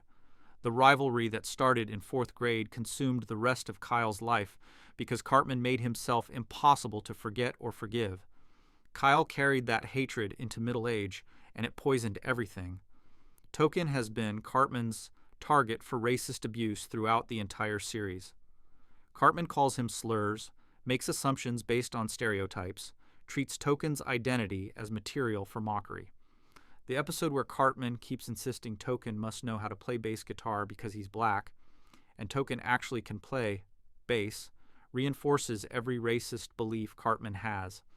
The show uses this for comedy, but from Token's perspective, it's just constant racial harassment from someone he has to see. Every day at school, Token has beaten Cartman up multiple times, physical retaliation for verbal abuse, but it never stops the abuse. Cartman doesn't learn. He doesn't fear consequences. Token has to either keep fighting him forever or accept that Cartman will keep saying terrible things. Neither option is acceptable. Either he becomes violent or he tolerates racism. Cartman created that impossible choice. Pip is dead. Killed by Mecca Streisand in episode 201. His death happens during the chaos of multiple celebrities attacking South Park. Cartman doesn't directly murder Pip, but he shows no reaction when it happens. A classmate died. Someone they went to school with for years was crushed by a giant robot. Cartman doesn't care. Pip was annoying. His absence is convenient. That's the extent of Cartman's emotional response to a child's death. The show stopped using Pip years before killing him off. He was a one-note character based on great expectations who never quite worked. But killing him during the 200th episode celebration felt deliberately cruel. The show gathered every character they'd ever created, and one of them died violently. And Cartman, who has caused so much death and suffering, barely notices. Pip's death is a footnote in an episode about bigger conflicts. That's how little some lives matter to Cartman. Leanne Cartman has been destroyed by her own son. She's enabled his worst behavior, yes? She's created the conditions for his sociopathy to flourish. But she's also a victim of the monster she helped create. Cartman manipulates his mother constantly. He uses her guilt and her desperate need for his approval as weapons. When she tries to set boundaries, he escalates until she gives in. When she attempts to parent, he undermines her until she stops trying. The Tust episode shows this most clearly. Caesar Millen successfully trains Cartman to behave. Leon is free from her son's tyranny for the first time in years. She could maintain the boundaries, she could keep Cartman well-behaved and functional, but she can't handle the change. She needs to be needed. She needs Cartman to be dependent on her, even if that dependence is toxic. So she sabotages everything and lets him return to being a monster. By the end, she's back to serving him like a slave while he treats her like garbage. Leanne had opportunities to fix this. Professional help was right there showing her exactly what to do. She chose to stay in the abusive dynamic because changing it would require her to change too. That's tragic, but it's also her choice. What's not her choice is having a son who exploits her psychological vulnerabilities with surgical precision. Cartman knows his mother's weaknesses better than she does. He uses that knowledge to control every aspect of their relationship. The Ginger Kids episode spawned a real-world hate movement. Cartman convinced the school that redheads with pale skin and freckles were soulless monsters. When the kids turned on him, after discovering he'd been temporarily transformed into a ginger himself, Cartman went full fascist. He started the ginger separatist movement. He preached ginger supremacy. He organized his fellow gingers to rise up and exterminate everyone else. The episode aired in 2005. By 2008, Kick a Ginger Day was a real thing that happened in schools across North America. Kids with red hair were physically attacked because of a joke from South Park that Cartman started within the show's universe. Real children were bullied and beaten because of a fictional character's fictional hate movement. Cartman's destruction extended beyond the show into actual reality. That's pretty messed up when you think about it. Jennifer Lopez technically never existed as a real person in South Park's universe. She was Cartman's hand puppet persona, but Cartman used Jennifer Lopez to manipulate Ben Affleck into a relationship. Affleck fell in love with what he thought was a pop star and was actually Cartman's hand wearing lipstick. When the truth came out, Affleck was humiliated on a national scale. His reputation never fully recovered within the show. Every subsequent appearance references him as the guy who dated a hand puppet. Cartman destroyed someone's dignity by convincing them to love something that didn't exist. The Mitch Connor saga follows the same pattern. Cartman creates an elaborate personality for his hand, gives Mitch a history and motivations, and then uses Mitch to commit crimes while claiming no responsibility. Mitch Connor has defrauded people, manipulated authorities, and caused chaos across multiple episodes, and Cartman maintains that Mitch is a separate person. He's either genuinely dissociating or running the longest con in the show's history. Either way, he's created a fictional entity that causes real damage. Cthulhu represents Cartman's ability to manipulate even cosmic forces. During the Coon trilogy, Cartman befriends an elder god and convinces it to destroy his enemies. He uses Cthulhu to eliminate hippies, people who annoy him, and basically anyone he decides doesn't deserve to exist. A child gains control of an immortal entity that exists beyond human comprehension and immediately turns it into a weapon for petty revenge. That's Cartman's whole personality summarized in one storyline. The really disturbing part is that it works. Cthulhu follows Cartman's commands. They destroy San Francisco together. They rampage across the country, eliminating whatever Cartman points at. The god doesn't care about morality or consequences. It just enjoys destruction. Cartman found the perfect partner, something as ethically empty as he is, but with infinite power. When the other heroes finally separate them, it's not because Cthulhu rejected Cartman, it's because the heroes intervened. Left alone, Cartman and Cthulhu would have kept destroying together indefinitely. Then there's the darkest victim. Future Cartman. The post-COVID specials show two timelines. In one, Cartman became a genuinely good person with a loving family. In the other, he stayed exactly the same. The good timeline Cartman, the reformed rabbi with a wife and children, gets erased when the timeline resets. That family never exists.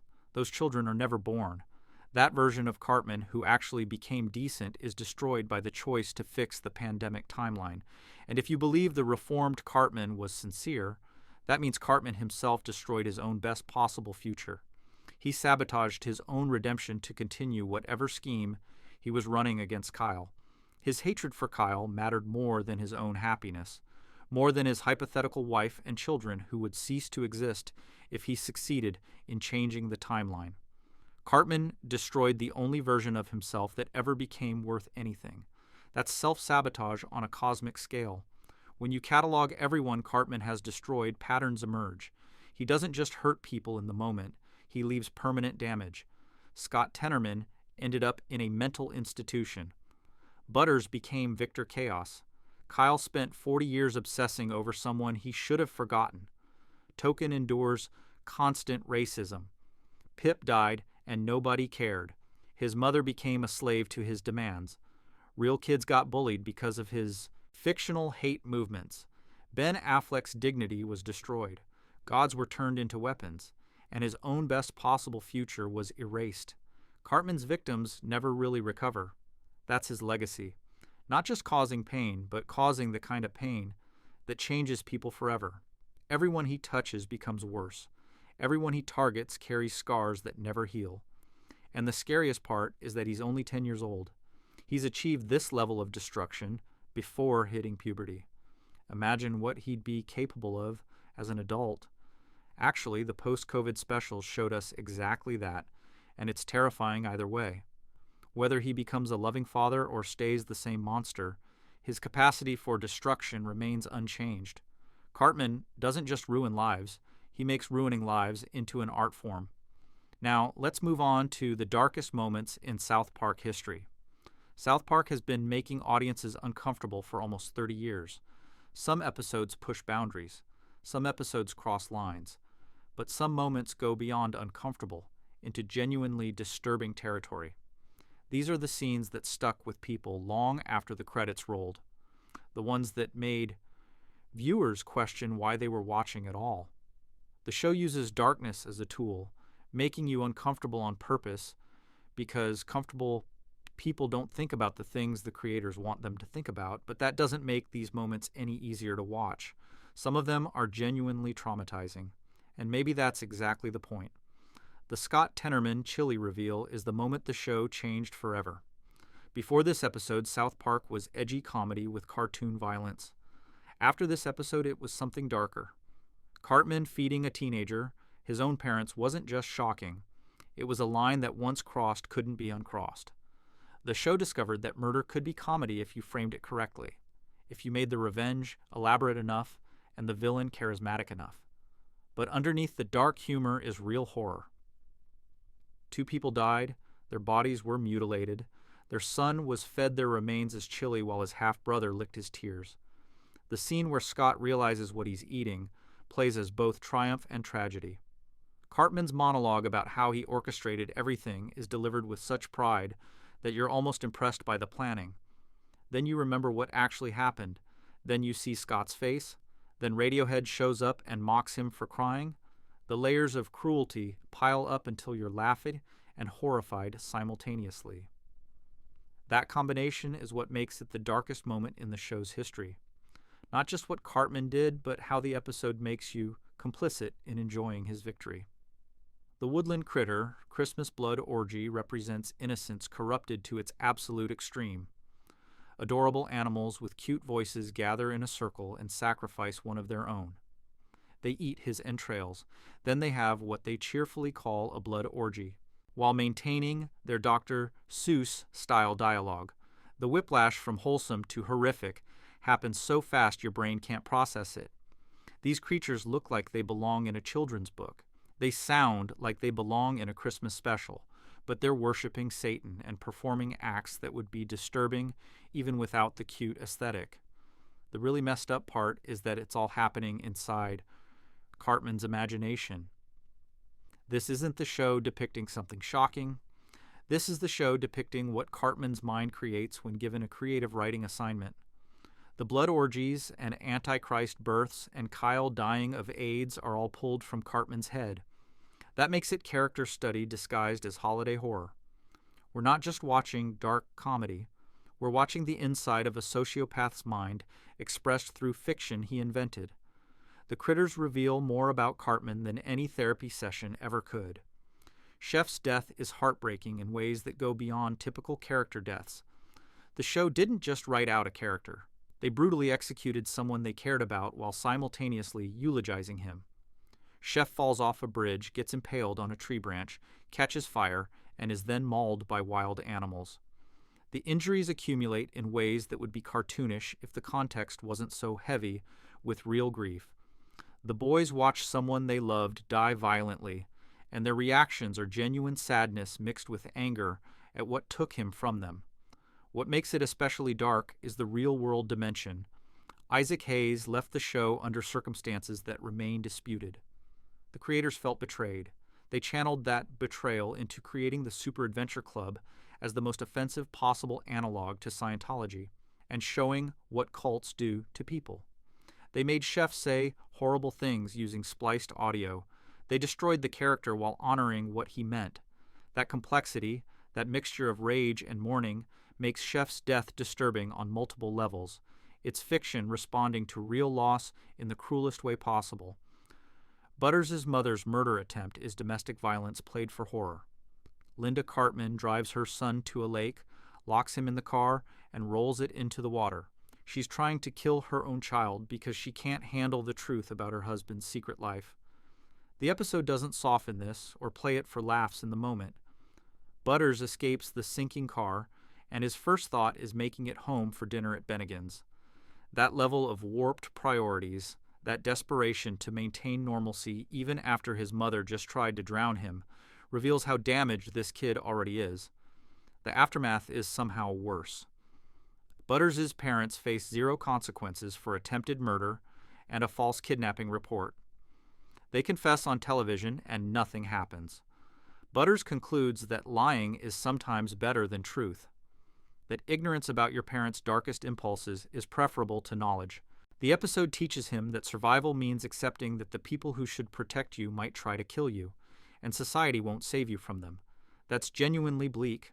Stanley's Cup might be the cruelest thing South Park has ever done. The setup is every sports movie cliché. Underdog team, dying kid, one final game for inspiration.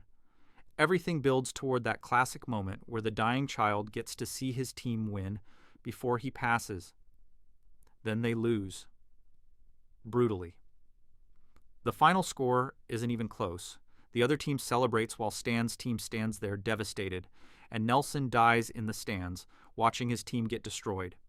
His last wish was to see them win, and they didn't. He dies knowing they failed. The episode refuses to give any comfort or silver lining. Just a dead kid whose final moments were spent watching people he cared about lose.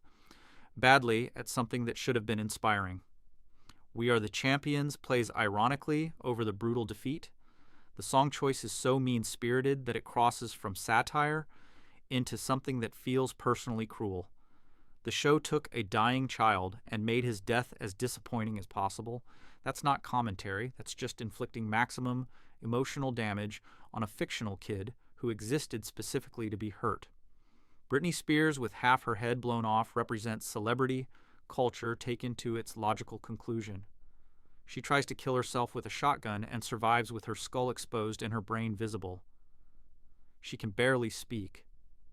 She's clearly suffering, and the media keeps photographing her, interviewing her, demanding performances. Nobody stops to help. Everyone just keeps treating her like content. The image of Brittany gurgling nonsense while missing half her head is horrific body horror. But the show is arguing that celebrity culture was already doing this to her. The physical mutilation just makes the metaphor literal. The revelation that South Park has been sacrificing celebrities to ensure good harvests adds another layer. This isn't random cruelty, it's ritualized destruction. Society picks someone successful and tears them apart as modern human sacrifice. The media circus is the ceremony. The public humiliation is the offering. And everyone participates because that's how the system works. Brittany eventually sacrifices herself by jumping from a building, while photographers capture every moment. The crops will be good this year. Someone else will be chosen next time. The cycle continues. What makes this especially uncomfortable is the timing. The episode aired during Brittany's real public breakdown. South Park was doing a version of what they were criticizing, using her struggles as material for entertainment. The defense is that they were making a point about media exploitation. The criticism is that they were still profiting from a woman's mental health crisis. Both things can be true. The episode is brilliant satire and also kind of exploitative. That contradiction makes it darker than straightforward mockery would be. Dead kids treat school shootings as normalized background noise. Kids die at school and nobody really reacts. Parents are annoyed about phone confiscation during lockdowns. Work meetings get interrupted. By the next day, classes resume normally. The episode's thesis is that we've reached a point where school shootings happen so frequently they become white noise. You can't maintain horror at something that happens constantly. The human brain isn't built for that. You become numb. That's survival, not moral failure. Sharon's crisis over her own lack of reaction is the emotional center. She joins support groups trying to understand why she can't generate appropriate feelings about children being murdered at her son's school. Everyone tells her this is normal now. You can't grieve every tragedy when tragedies happen daily. The machinery of public mourning has broken down under the weight of repetition. The episode doesn't offer solutions or comfort. It just depicts the horror of living in a society that's accepted the unacceptable as inevitable. The human centipede defecation sequences push body horror further than network television usually allows. Kyle sewn mouth to anus to two strangers has to experience exactly what that arrangement entails. The show doesn't cut away. It depicts the sounds and Kyle's reactions and the full implications of what's happening to him. It's gross, but it's also genuinely disturbing. Kyle is being used as a component in a device.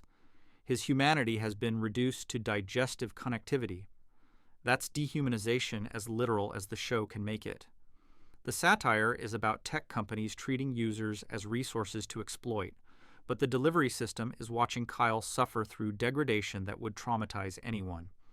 He's freed eventually, but the damage is done. He experienced something no person should experience. And next episode, he's back to normal because the show has to continue. But you remember what happened to him.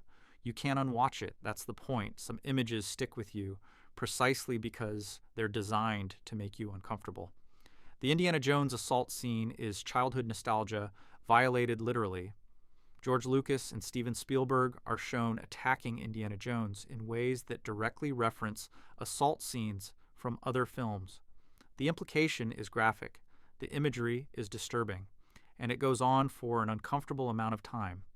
South Park is saying that what the filmmakers did to the franchise was comparable to this level of violation.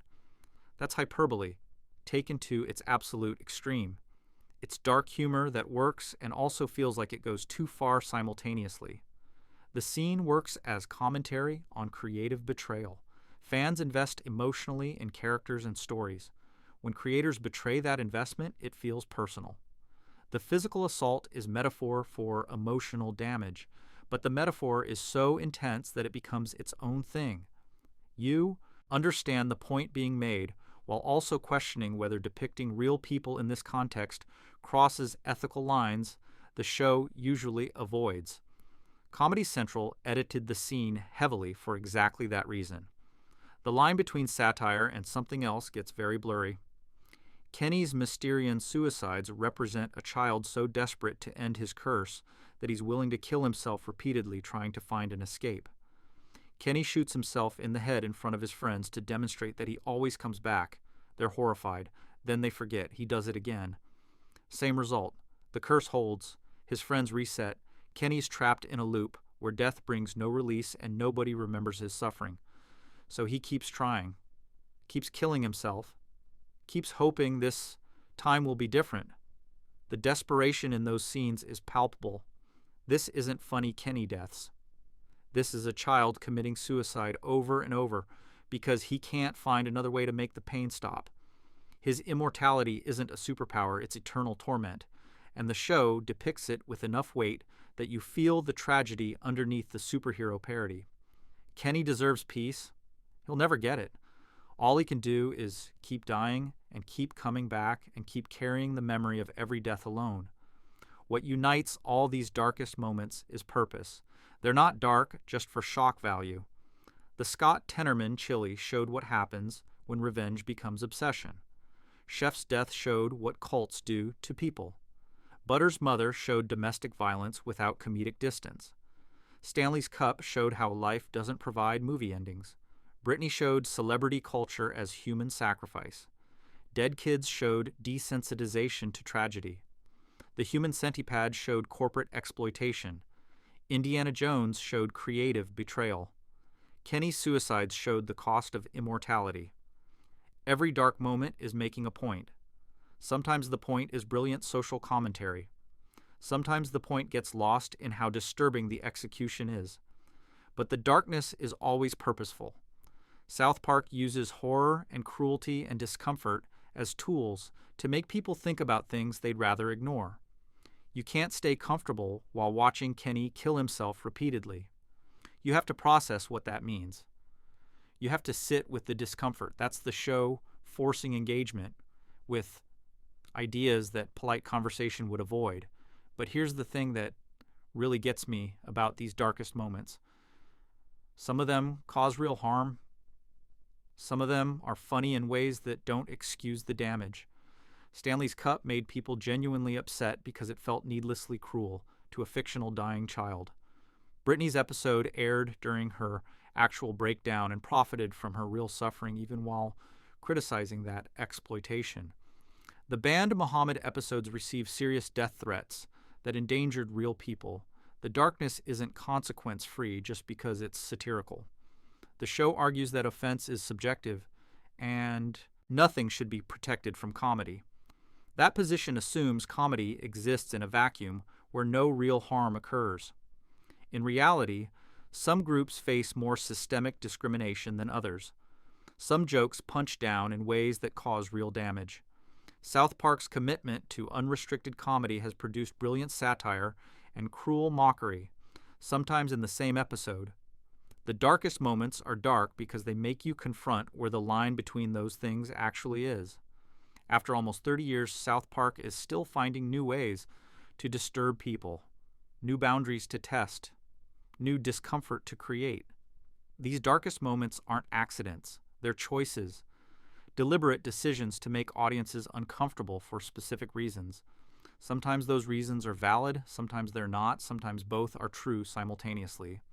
The show respects its audience enough to trust them to think about the difference, and that trust makes the darkness land harder. You're not being protected from implications. You're being forced to sit with them. The darkest things in South Park are often the truest things. That's what makes the show so hard to look away from, even when you really want to. The cruelty reveals something honest about how the world works. The horror makes visible what polite society keeps hidden. The discomfort forces engagement with ideas that comfortable entertainment would avoid. These moments stick with you because they're supposed to, because forgettable darkness doesn't change anyone. Only the stuff that genuinely disturbs you has any chance of making you think differently. That's all for today's video. If you enjoyed our content, subscribe to our channel for more. You know what really gets me about South Park after all these years? The show has been on the air longer than most of its characters have been alive in-universe. These fourth graders have seen everything: death, trauma, apocalypse, celebrity meltdowns, political disasters, and they just keep going. Maybe that's the real message of South Park. No matter how dark things get, life keeps moving forward. You deal with the horror, you make a joke about it, and you show up for school the next day. That's pretty dark when you think about it, but it's also kind of hopeful. I'll see you in the next one.